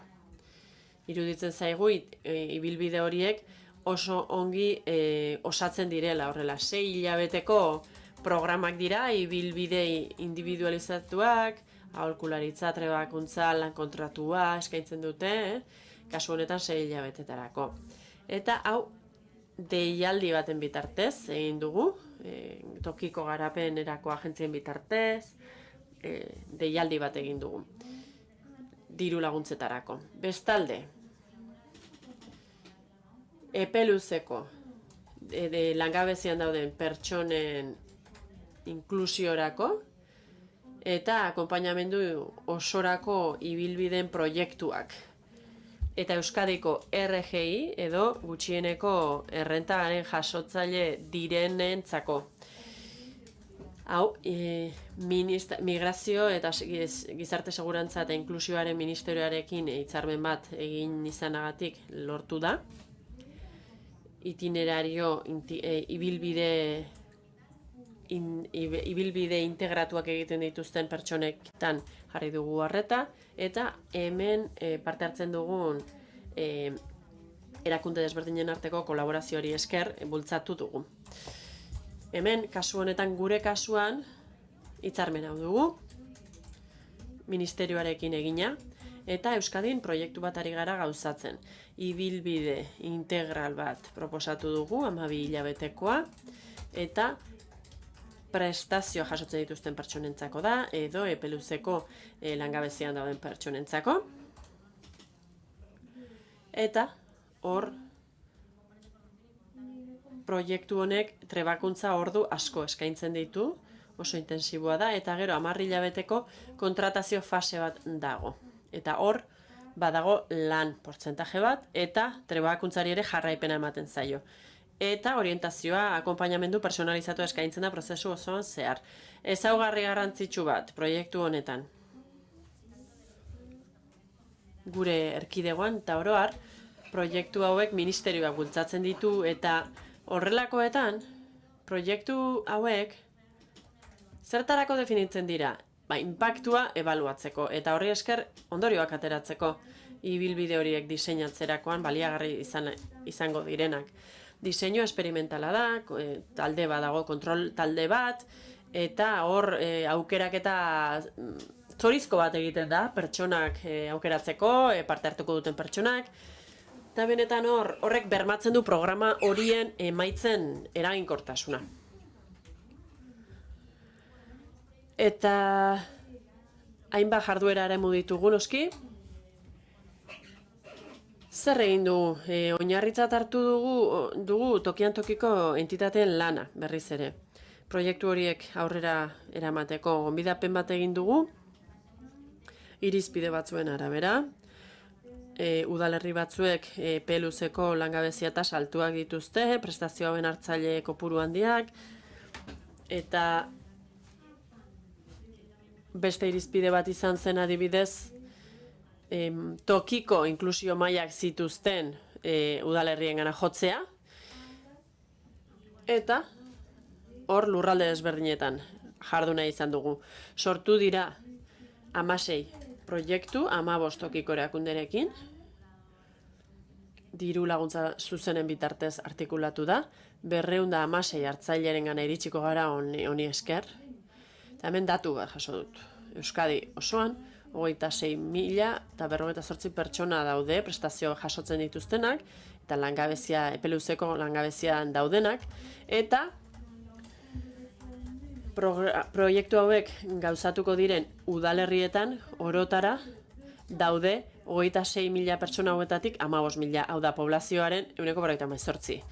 Beraz, iruditzen zaigu, hau benetan esku hartze honek balioko digula ondorio egokiak ateratzeko. Prestazioi dagokienez, gogorazten dizuet pertsonen 48%, diru sarrerak bermatzeko errentaren hartzaile direnak, eta bizitzeko gutxieneko diru sarreren hartzaile direnak, eta azken batean gure xede poblazioa berbera da. Orain ari dira martxan jartzen proiektu guztiak, gaur egun konfiguratzen ari gara, pertsonak aukeratzen, taldeak osatzeko, 4 erabat beteta daude, osatuta daude, hasten ari dira, beste 5 ere ia prest daude, kontrol taldea ia beteta, eta bar. Eta gaur hasi eta urriaren 31 bitarte, martxan jarriko dira proiektu guztiak. Eremu desberdinetan ditugu proiektuak. Interes sozialeko edo interes orokorreko eremuak izan behar dute. Proiektu batzuk adibidez lotura dute hiri bergaitzearekin, edo etxe bizitzen bergaitze lanekin, pertsona nagusien edo mendekotasuna duten pertsonei akonpainamendua eskaintzearekin, arrakala digitala murriztearekin, birziklatzea, efizientzia energetikoa, besteak beste, era guztietako proiektua ditugu, proiektu interesgarriak, eta benetan ikusi beharko dugu zer nolako emaitzak ematen dizkigun prozesu honek. 4 adibide eman dizkizuet, baina laurak zentzu berean doaz. Esperimentatu nahi ditugu programa intensiboak, laguntza integrala eskaintzen dutenak beharrai erantzuteko. Programa arruntak ditugun arrunten bitartez zuzendu ezin ditugun behar edo arazo horiei aurre egiteko nolabait.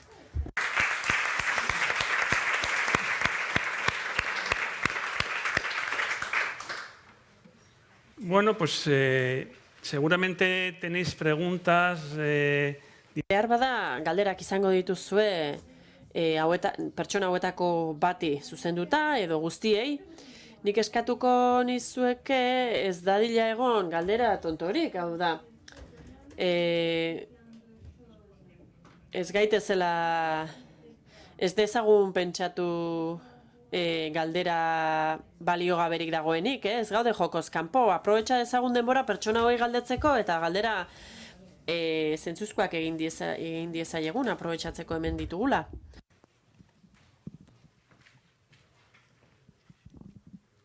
Hola, ¿qué tal? ¿Se oye, no? Sí, muchas gracias. Yo tenía... Bai, eskerrik asko, bi edo hiru galdera ditut Sararentzat. Lehen bizi. Ikusi ez dudanaz galdetuko dizut, hau da, nolabait ere.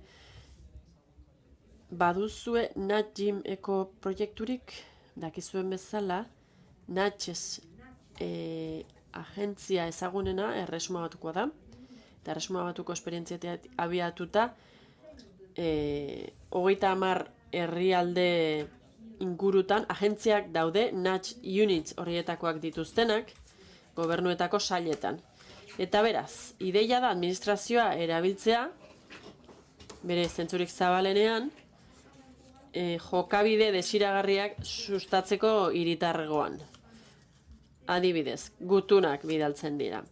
Esperimentuak egin dira, eta frogatu dute, gutunak bidaltzea ogasunari zor dizkion diruak reklamatzeko, efektiboa dela, guk nahi dugun hori lortzeko, hau da, jendeak bere zergak ordaindu ditzala. Galdera hau egiten dizut, Natch Unit Barack Obamak bere administrazioan sartu zuelako, eta gero adibidez Australia eta Nueva Zelandak ere sartu dute bere administrazioetan, proiektu piloto modura, eta hor probatu dute eraginkortasuna, ideia, eraginkortasuna, eta gero ikusi da oso eraginkorrak direla. Eta horregatik sartu dira hainbat administrazioetako funtzionamenduan. Bigarrenik, zerga negatiboetako esperientziaren bat proposatu duzue edo aztertu nahi duzue? Hor badira hainbat aurrekari, Italian, besteak beste, badira esperimentu oso rakastatxuak, hau da, badago aukera zerga sisteman murrizketa handiak sartzeko, badakit dakizula, galdera da, eta denok segurasko ados gaude, badago proiekturik horretarako, Next Gen funtsak lagungarri dira horretarako, eta hirugarrenik. Orain, atzo Proviviendarekin bilera bat izan zen, eta Hogar Si elkartearekin, Espainian, Housing Associations direlako horiekiko harremana oso gutxi garatu da. Lehen izlariren batek edo bestek esan du, etxe bizitzarekin zerbait egin nahiko genuke. Arazo nagusietako bat da, hiritargo osoarentzat. Arazoa da, etxeak egiteak denbora eskatzen duela, eta seguru asko hauteskunde zikloetan hau motzago izango litzateke, baina tira. Suposa dezagun aukera dagoela, adibidez administrazioak etxeak dituela, ez dakiela oso ongi zer egin horrekin, eta hirugarren sektoreko asoziazioak ditugu, prest leudekeenak administrazioari laguntzeko. Zertarako? Eskaera eta eskabidearen arteko zubioa egiteko. Badago aukerarik administrazioak hirugarren sektoreko elkarteekin harremanetan jar dadin horrelako konponbideak bilatzeko? Galdera asko egin dizkidazu eta horietako asko badakizkit, ezta? Baina beste batzuk ez. Unitate espezifiko hori nidakidala ez dakit, ez daukagu, baina agian probatzeko aukera izan barko genuke, ezta? Zerbait esan bartza nuen? No seré yo quien hable de proyectos, porque No, hemos habla. hablado de proyectos, pero si de algo hemos hablado en la puesta en... Ez dugu hitz egin proiektu ez, baina DSB legea ez hartzari dagokionez, espero dugu laster izango dela. Eta eguneratzeko prozurari dagokionez, gonbidapen bat egitea pentsatu dugu, ez? Sistemako onuradun guztiei, eta modu voluntarioan eman ditzaten kudaketarako garrantzitsuak diren datuak. Eta uste dut hori zuk esandakoarekin lotutago, ez dago unitate bat, ez dago unitate bat horretarako, baina bai ikusten dugula oso garrantzitsua dela pertsonei zuzentzea. Beraien egoeraren berri eman dezaten. Zenbatekoari dagokionez, guk prozesu hori egin behar dugunean ikusten badugu pertsonek ematen digutela informazioa eta guneratu egiten digutela, gure lan askoz ere errazago izango da. Aipatu dira, ere SMS-ak lehen, ez da? Eta uste dut hor administrazioetatik jarrera proaktiboago bat izan dezakegula, ez da? Eta hori iruditzen zaitu oraindik aztertu egin behar dugula, esploratu egin behar dugula, eta ez daukagu horretarako unitate bat. Baina bada ideia interesgarria, bai. En cuanto al tema de impuesto negativo...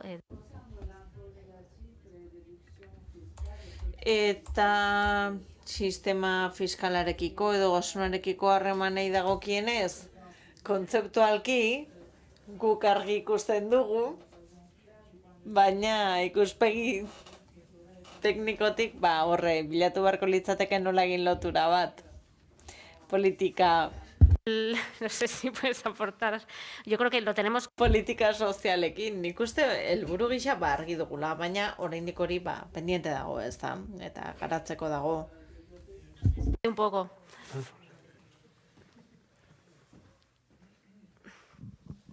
Desde luego es muy interesante esa línea, pero es verdad que en Euskadi tenemos...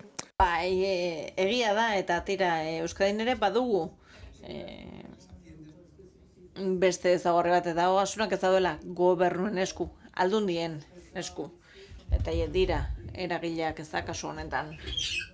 Eta horrek konplexutasun puntu bat gehitzen dio. Orain lega parlamentuan dago, eta azterlan bat egiteko bideak zabaltzen ari dira, ez da? Eta agian, ez da zerga negatibo bat proposatuko, ez da? Ez gara horrain hori txiko, baina badaudela egoera batzuk, adibidez, pentsio duen kasuan, ez da? Horre badirudi bideren bat egon daitekela, baina konplexua eta ziurgabea da oraindik ere, Pero que no estamos en... Ados egon gaitezka, baina uste dut oraindik ez gaudela horretan, ez da? Estudios, ¿no? Bueno, hay múltiples estudios, ¿no?, que hablan de los beneficios pensando en familias con hijos, por ejemplo, ¿no?, con todo el tema de la pobreza. Bai, ez da, horre aukera daude, horrelako bide onuragarriak zabaltzeko, ez da, baina konplexua da oraindik ere. Eta etxe bizitzari dagokionez, ni ez naiz gai ikusten hori erantzuteko ezakit etxe bizitza departamentuko inork hori argitu ezakeen, ezakit. Aitor? No es de vivienda, pero... Ez da etxe bizitzakoa, baina... Sí. Da. Por complementar, yo soy Aitor Ipiña, presidente de APN. Aitor Ipiña naiz, APNeko presidentea, baina itzengo du bizideiko gerente bezala Bilboko udalean, 120 etxe bizitzetan lan egiten ari dira, baldintza txarretan daudelako eta rehabilitatu, birgaitu eta inklusio zerbitzuen esku jarri nahi dira. Estatu mailan ere ari ziren gauzak egiten, eta kasu honetan Bilbon udal etxe bizitza horiek daude, eta uste dut badela udala etxe bizitza gehien duena, bertan bai hasi dela, edo bintzat aztertzen ari da bide hori ikusteko ea nola egin daiteke housing association antzeko zerbait, erakundeek ere erraztu ahal izateko etxe bizitzen berroneratze hori, baldintza eskuragarriago batzuetan eskaini ahal izateko. Joseba? Tampoco es de vivienda, Joseba, no. Era ere ez da etxe bizitzakoa, ez da sisekoa? El SIS no hace viviendas porque no quiere. Sisak ez ditu etxe bizitzak egiten ez delako nahi, Dos comentarios a lo que ha planteado Borja y una pregunta. En cuanto a los proyectos de vivienda, bueno, pues es verdad. Etxe bizitza proiektuei dagokienez, Alfonso azaldu duen bezala, inklusio planean badago, esparru estrategiko bat, eta gero gaude, berariazko jarduna, proiektu traktoreak, eta posible da Euskadin, etxe bizitza kooperatibak sustatzea, adibidez, hirugarren sektoretik bultzatzeko Housing Associationek azkenean hori egiten dute, ezta? Eta izan ditugu, horrelako esperientziak, baina oraindik ez da esperimentatu zer gerta daitekeen hirugarren sektoreak etxe bizitzak mobilizatzen baitu. Ez dakit nola, baina hori izan daiteke proiektu traktore horietako bat, ezta? Etxe bizitzatik ekarriko dituzte proiektu horiek etxegabentzako planarekin batera, ere hori ere egongo delako, proiektu traktore batzuk jarri ahal izango dira. Eta hor sartuko da DSB-a, baina hezkuntzatik ere, osasunetik, etxe bizitzatik, azkene, horietatik guztietatik ere egingo dira proiektu traktorea planari bere ekarpena egingo diotenak. Eta ogasunari dagokionez, eta zerari dagokionez iruditzen zait oso ongi erantzun dela, eta begien biztan dago, Euskadik zer nolako aukera dituen zerga politiko horiek integratzeko, zer nolako araubide mailako aukera dituen, talde zehaz batzuentzako ere, neurriak ezarri ahal izateko, baina Euskadin honetxi berri da 200 euroko prestazioia unibertsal bat, 0 eta 3 urte bitarteko aurrentzat. Eta horiek kenkarien bitartez edo kenkarien bitartez bideratu zezaketen, baina ez da horrela egin. Eta egin dena izan da 0 eta 3 urte bitarteko horrentzako prestazio bat eskaini ez zirelako kenkari horiek ukitu nahi. Beraz, kenkari horiek eta prestazio ekonomikoak hor daude, ez da? Eta hor zailtasunak egon daitezke, ez delako dirudien bezain erraza. Egia da, hauteskundeak laster izango ditugula eta garai lasaiago bat izango dugula. Egia da estatu mailan ere, aldaketak egongo direla, baina bazeuden ere bestelako bideak ezan, Nafarroan egin den bezala. Zergan negatiboak ezar daitezke, edo prestazioak aurrentzako, edo soldaten osagarriak, eta mikrofona dudanez Roziorentzako galdera bat. Por completar, sé porque seguramente la pregunta va a ser muy interesante. Ziurrenik galdera oso interesgarri izango da, baina pixka bat osatze aldera. Lo que es la pregunta sobre la vivienda, simplemente decir que los proyectos que ha... Pixka bat osatzaren etxe bizitzaren kontua Sarak aipatu ditu, hiriberreratzeko proiektu horiek, eta tokiko inklusiorako mailak, Roziok aipatu dituenak ere, horietan ere barne hartzen da edo sartuta dago. Proiektu horiek edo batzuek handeatutako auzoetara bideratuta egotea, edo etxe bizitzetara pertsona zaurgarriak bertan bizi ahal izan daitezen. Eta proiektu horiek gainera balio dute ere pertsona horiek batetik parte hardezaten eta bestetik berein etxe bizitzak zaharberritzen lagun dezaten, ezta? Horretarako ere balio dute.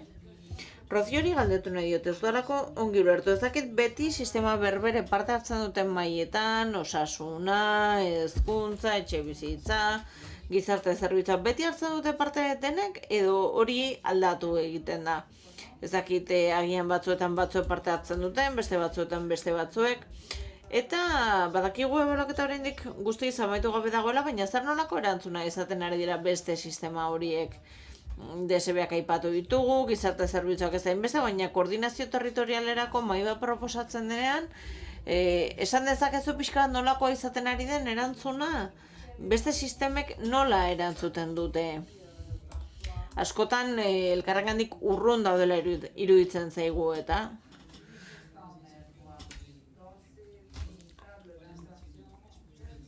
Zer nolako erantzuna jasotzen ari zarete?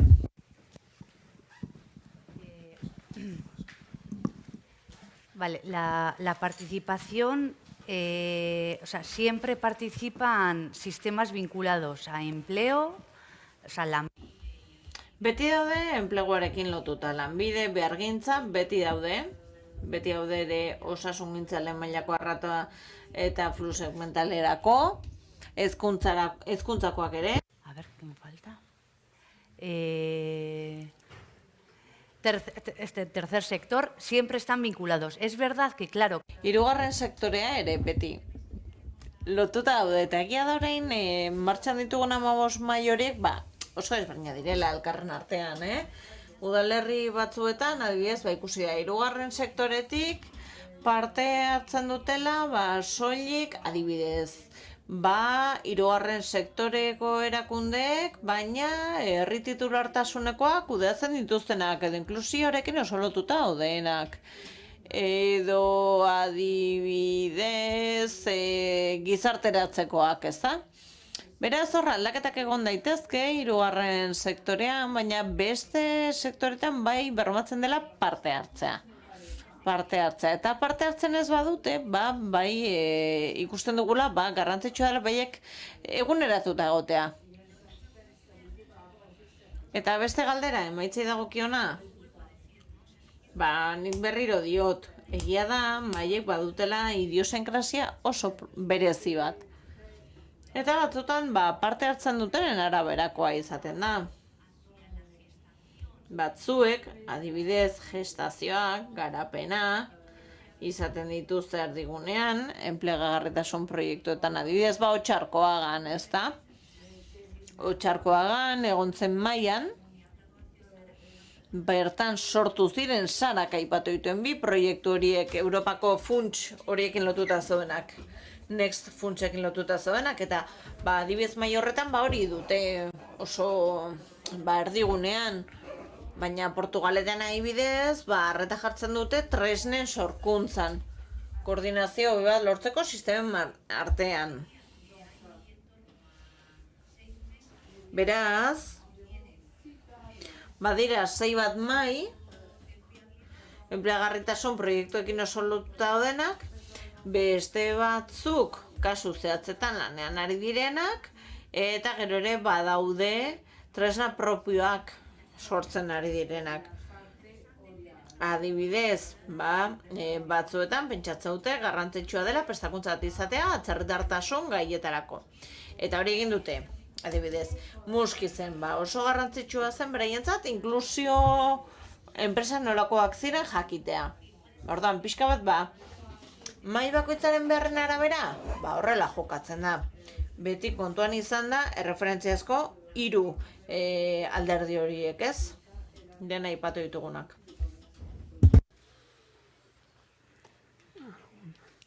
Yo tenía un par de preguntas, una para Nacho y otra para Idoia. Bi galdera nituen, Nachorentzat eta Idoiarentzat. Nachorentzat. Ezakit pentsatu duzuen, hau, triaje tresna erabiltzen duen profesionalak, behar du nolabaiteko trebakuntza bereziren bat, edo zein profesionalek erabili dezake, zer nolako profila du horrelako tresna erabiltzen duen profesionalak. Eta Idoia, bururatzen ari zitzaidan, ongi ulertu badut nik 4 proiektu erabiltzen buruan. Demagun, nagoela ez dakit non, eta proiektua tokatzen zaidala, osasunarekin lotutakoa eta enpleguarekin lotutakoa. Eta adibidez, ni jendearekin elkarrera ginak edukitzen ari banaiz, azkenean bilatu beharko dut behar hori duen pertsonaren bat, edo hori ez duten ez dieta arreta ematen. Ez dakit ongi azaltzen ari nahi zen, Nola egiten da? Leku batean egotea, eta jende ez dugana gerturatzea, eta esatea ez zuri ez dut arreta emango, ez dudalako zure profila hemen. Ez nuen oso ongi uzartzen hori, lekua eta profila, hori da ez duana ongi ulertu. Vale, no lo hemos concretado, sí tenemos claro que una herramienta que entendemos que... Ez dugu zehaztu, ulertzen dugu tresna konplexutasun maila bat duela, eta horretarako gaikuntza bat beharko da, ez da, hainbat alderditan. eta beharrezkoa da, berariazko trebakuntza bat izatea, tresna ongi erabili izateko. Bueno, entendemos que es aplicar desde el sistema de empleo, pero que... Bai, ulertzen dugu profil tekniko bat behar duela, ezta, eta hor prestakuntza. Eskerrik asko. Bueno, serían 4 tipologías de hoy. 4 ibilbide tipologia izango lirateke, eta bakoitzan hainbat proiektu egongo lirateke, batzuetan aliantzak egongo lirateke erakunden artean, eta esperimentatuko litzateke bideetako bat edo gehiago. Eta aukera zegoen ere profil zehatz batekin esperimentatzeko edo ibilbidea berarekin esperimentatzeko. Beraz, horrela bideratuko lirateke kasua, baina baliteke ere pentsatzea aldez aurretik profil zehatz batekin lan egitea eta esperimentazioa egitea pertsona horiekin. Hau da, proiektuak zabali daude, proposamenak egin daitezke eta esperimentatzeko moduak anitzak izan daitezke ibilbide bakoitzerako. Bueno, pues si no hay más preguntas... Ederki, galdera gehiagorik ez badago, bai, badago bat, Belen? Una nación foral no podía terminar sin un... Nola amaituko genuen aldundi baten galdera gabe, ezta? Badagokio. Un guztioi, y efectivamente, como dice... Arratsaldeon guztioi, bai, Fernandok esan bezala, noski, foru gaiak noski hemen egon behar dira, eta foru esparrutik ere partu hartu behar dugu. Eta are gehiago hemen egon da Miramar Jauregian, Donostian, ez naiz turismokoa, baina baditut gaitasunak. Joan aurretik eta jardunaldia maita aurretik, bai gustatuko litzaidakela eskerrak ematea egin delako, eskerrak ematea ere inklusiorako plana oraindik biziri dagoelako, bizi propioa duelako, eta aldundiak ere horren parte gara, ezta?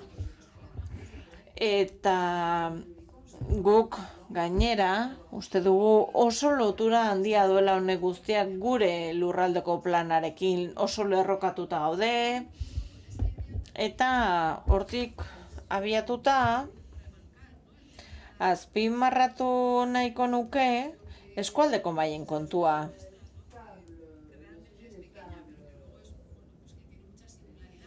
Eta berezitasun handia ditu gure lurraldeak, ez? Lurralde guztia bezala 88 udalerri, eskualdetan antolatutako 100 oso aberatsa eta sendoa.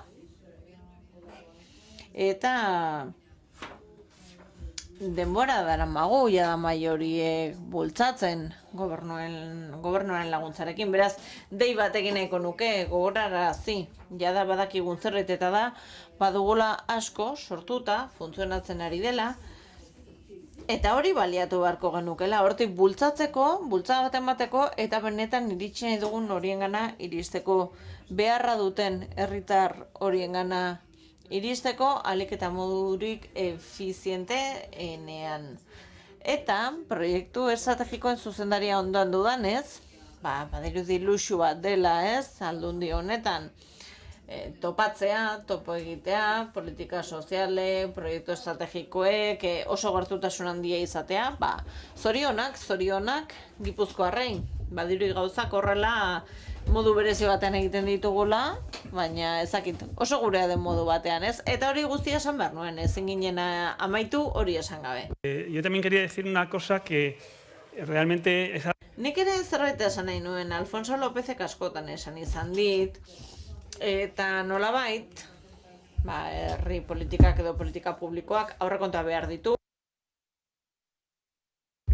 planak behar ditu, legeak, arduradun politikoak eta hartzaileak, komunitate bat, pertsona interesdunen talde bat. Eta nik gaur banoa pixka sentsazio batekin, eta da hemen gaudela, arratsaldeko 5:30, pertsona mordo bat, gizarte inklusioaren inguruan bilduta, eta iruditzen zait badagoela pertsona komunitate oso bat, interes partekatu daudena, emezabetenak ere gainera batzerete ere beste komunitate espazio eta sare batekoak, baina hemetxe gaude ez da, gizarte inklusioak eta oso ongi iruditzen zait, eta eskerrik asko eta txalo bero bat.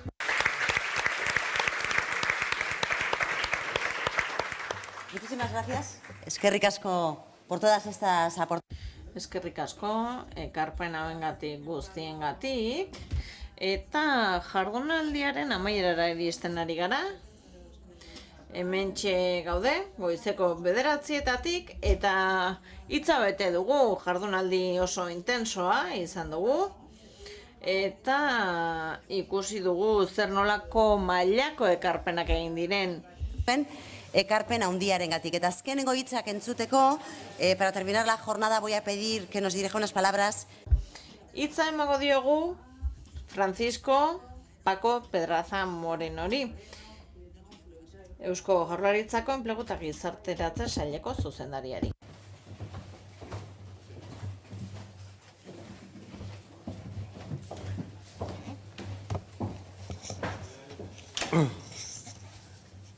Bueno, eskerrik asko. Voy a empezar porque... Eskerrik asko, hasteko, egia esan Fernando, erraz utzi dit, hau horrela hastea. Egia esan, zerbait ongi egin dugu antza, ekitaldi honen antolakuntza zerbait zuzen egin dugu. Ikusten dugu jende ugari dugula hemen gurekin oraindik ere ordu honetan, zuen aldetik meritu handia da, pazientzia handia eduki duzue, egun osoan, ordu hauetan guztietan gurekin egon zaretelako. Ordu asko izan dira, eskerrik asko. Bestalde, ni egun osoa buruari bueltaka pasatu dut, pentsatzen aritu naiz. Zertaz hitz egingo dut itxiera honetan, ezta? Itxieran, normalean egiten dena da, jaso egunean zehar gertatuz joan dena. Baina orain, neure burua behartuta ikusten dut, esateko gutxi gelditzen zaidala eranzteko. Benetan, aukera eduki dugu hitzaldi ugari entzuteko, mahai inguruak entzuteko oso aberatsak izan dira edukien aurkezpenari dagokionez. Eta garrantzitsuak diren kontu guztiak aipatu dituzte. Gaur egun, inklusioaren alorrean gertatzen ari diren gai garrantzitsuak. Eta beraz, gutxi gelditzen zain diri eranzteko.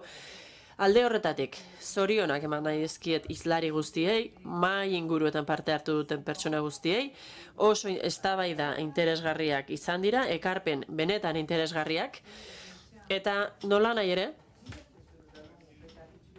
errekapitulatzen modura, gogoratu nahi dut jardunaldi honetan zer nolako kontuak entzun ditugun, guk lehen hitzaldi edo lehen mahai inguruarekin abia puntua jarri nahi izan dugu, marko kontzeptuala, esparru kontzeptuala eta oinarriak aipatu ditugu, eta 3 pertsonen ezagutza jakin nahi genuen, entzun nahi genuen, horrekin oso harremanetan daudelako, eta beraz, mahai horretan 3 ikuspegi garrantzitsu jaso ditugu, ez ditut izenak aipatuko, bestelaz bat aztuko dut, baina nola nahi ere, lehen pertsonak, lehen asteko, barkamen askatu digu, ikutu filosofiko bat zuelako, bere hitzaldiak, baina Borja Balaguerren hitzaldia benetan, inolako zalantzari gabe oso interesgarria izan da, eta marko kontzeptual garbia jarri digu, eta apustu egin du eredu sozial berdinzale baten alde.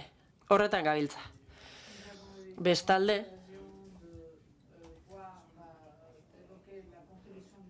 zerbitzu sozialen alorrean lan egin duen pertsona baten ekarpena entzun dugu, eta horrek jeitsi du esparru kontzeptuala eta lurrera eraman du, nolabait esateko, aipatu digu zer egin daitekeen, zer egiten ari diren orain, zer nolako oztopoak dauden helburu horiek lortzeko. Eta ondoren,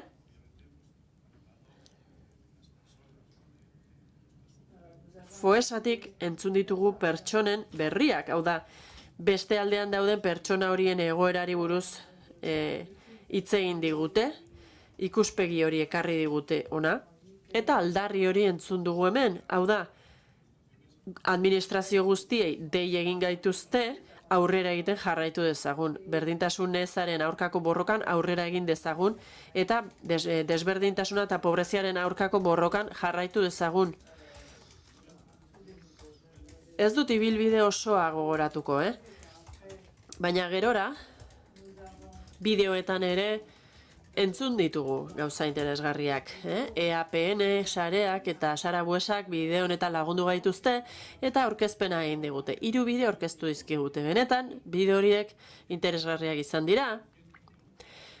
Benetan, ideia bikaina izan da bideoak ekartzea. Izan ere, saila ausartu zen gonbidapen hura egitera, eta ikusi ahal izan dugu ekarpen ura nola gauzatu zen. Entzun ahal izan diegu pertsona hori zuzenean, inolako bitartekariri gabe. Entzun dugu zer nolako iritzia duten, zer pentsatzen duten. Da beraz horrek izugarrizko balioa eman dio jardun honi. Jarraian,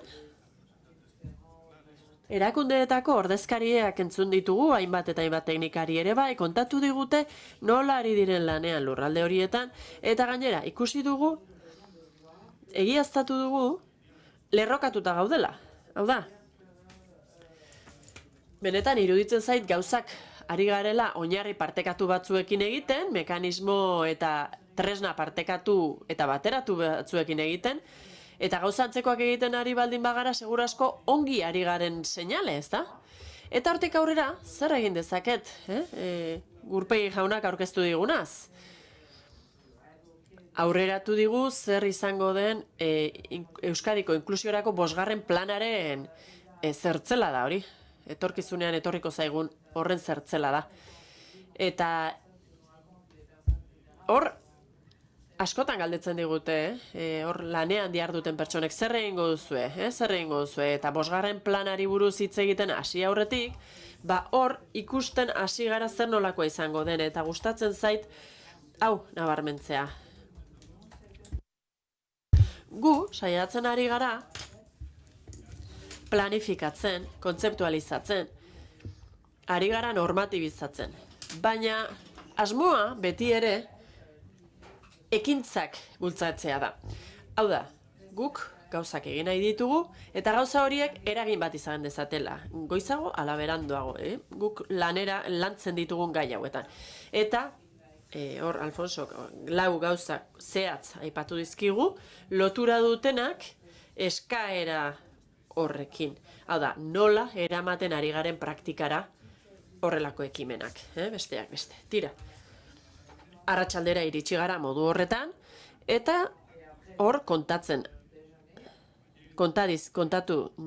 dizkigute, besteak beste, Rocío hartu du parte hor, kontatu dizkigute hainbat proiektu, eta martxan ari diren hainbat proiektu ezagutu ditugu, proiektu horiek gurekin ari dira kolaboratzen, erakunde horietatik, eta proiektuak bultzatzen laguntzen digute.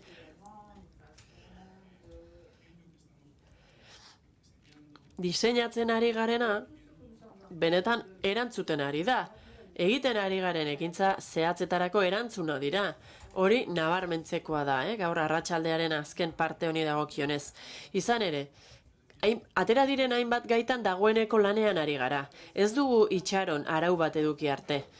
Hau da, errentak bermatzeko euskal sistema eta enpleguaren lege berrian hor daude, martxan daude, prestatzen ari gara, baina gu dagoeneko lanean ari gara. Momentua iristen denean, tresna horiek preste edukitzeko eta gizarteari proiektatzeko.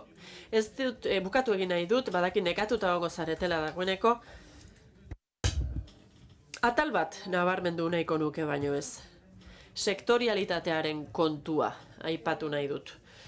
Hemen, aipatu izan da, zer nolako zailtasunak ditugu, sektoreek elkarren artean hitz egin dezaten, konplizitateak egon daitezen, Sarak ere kontatu dit. Gure tresna persuasioa da, egia da. Ez dugu beste tresnarik, hau da, legea, gure erakunde sistema badugu, baina hori baino ez da. Beraz, hizkuntza eta sistemen arteko kolaborazioa, hori izan beharko da, konplizitateari buruz hitz egin beharko dugu, eta nork bere liburua du, nork bere helburua du, baina denok ados gaude. Inklusioak hainbat dimensio baldin baditu, denok ulertu beharko dugu elkar, eta elkarrekin lan egin beharko dugu. Beraz, bete beharra denona da. Erronka, emana dago, ezagutzen dugu, datozen urteotan sakontzen saiatu beharko dugu. Gu horretan ari gara buru belarri. Alfonso Gurpegik alaxe esan dizue. plan hau sortu dugu, ez dugu guk egin, baizik eta parte hartzen ari zareten denona da plan hau, eta guk lan hildo hori jarri nahi dugu martxan, proiektu traktoreen bitartez, gai horietan sakontzeko. Hasi gara dagoeneko, Roziok aurkeztu dizkigun proiektuetan, eremu lokalean. Sakondu egin nahi dugu, haratago iritsi nahi dugulako. Hau da, badakigu mahai ugari daudela, eta nik eta hurrengo baterako kontuan hartuko dut Belenek esaten zigun hori. Egia da, mahai bat gehiago jartzera etorri garela, eta dagoeneko mahai ugari daudela lurralde honetan, eta erkidego honetan, baina egia esan, komunitatea edo erkidegoa nahiko anitza da, Gipuzkoa da, eta egia da, baduela nortasun propio bat, garapen bat, eskualdeak hor daude, eta hortik aurrera, foru aldundia ere hainbat proiektu bultzatzen ari da. Eta egia da, bibilbide bat egina dutela dagoeneko. Tira, guk badakigu, beste lurralde batzuetan hori ez dela horrela. Beste garapen bat dago, eta horren bestez, duplizitate edo bikoiztasun hori, kakotxartean esan da, ez da horren nabaria. Beraz, hurrengorako aintzat hartuko dugu, iruditzen zaigu hor aurrera egin beharra dugula, ikusi behar dugu nola aurkitu, hor Rozio berak esaten zigun bezala, aurkitu behar dugu modu bat, Gipuzkoan existitzen den hori, sinergiak, Gipuzkoan dagoen horrek sinergiak izan ditzan. Adibidez, udal jakin batzu ez ari naiz, auzo jakin batzu ez, helburu jakin batzuk dituzten leku ez. Asmoa da sakontzea, intersektorialtasun horretan. Eragile desberdinek elkarrekin hitz egin dezatela, modua aurkitu dezatela elkarrekin lan egin eta kolaboratzeko. Roziok esan du, gure erronka nagusia da kontu praktikoa, hau da, mahai horiek nola lortzen duten emaitza praktiko bat. Denbora asko ari gara ematen, eta askotan zalantzak ere izan ditugu, ez genekien bide horretatik segitu beharko ote genuen ala ez, baina tira, mahaiak eraikitzen eman dugu denbora izan ere, gehien kostatzen dena da zuzen ere, mahaiak eratzea, eta mahaietan parte hartzen duten personek prestutasuna agertzea elkarrekin lan egiteko eta kolaboratzeko. Beraz, honek balio baldin badu horretan aurrera egin dezagun, iruditzen zait merezi izan duela. Eta guk jarraitu egingo dugu, eta bide batez, saiatuko gara, inor ez dadila kaltetua izan gure interbentzioaren ondorioz. Beste mahai batzuek gauza hori bera egin baldin badute lurralde horretan. Guk osagarritasuna bilatuko dugu, baina dozein kasutan gure eredu berri honetan, sistemen arteko elkarrizketaren sistema horretan aurrera egiten jarraituko dugu. Eta hori da dena, hori da esan nahi nizuena, eskerrik asko zuen parte hartzeagatik, hemen izan zareten guztioi, eta datorren urtean hemen izatera gonbidatzen zaituztet, 3. inklusio jardunaldiak egiteko. Zuekin guztiokin kontatuko dugu. Eskerrik asko. Eskerrik asko, honen bestez, hauxe, 2. jardunaldi honek eman duena, ez da gutxi izan. Me quedo con una frase que hemos oído también esta mañana. Eta ez da gutxiagorako. Alfonsok esaten zigun goizean, insistentzialista zela. Esango nuke resistentiak eta benetan entusiastak ere bagarela. Alaxe gara. Hemen zaudeten guztiok ere bai, eta streamingetik jarraitu gaitu zuen guztiok ere bai. Eskerrik asko. Denoi, jarraitu dezagun elkar laguntzen, hemendik urtebete ingurura ikusiko dugu elkar, beste jardunaldi batzuetan. Eskerrik asko eta horren arte.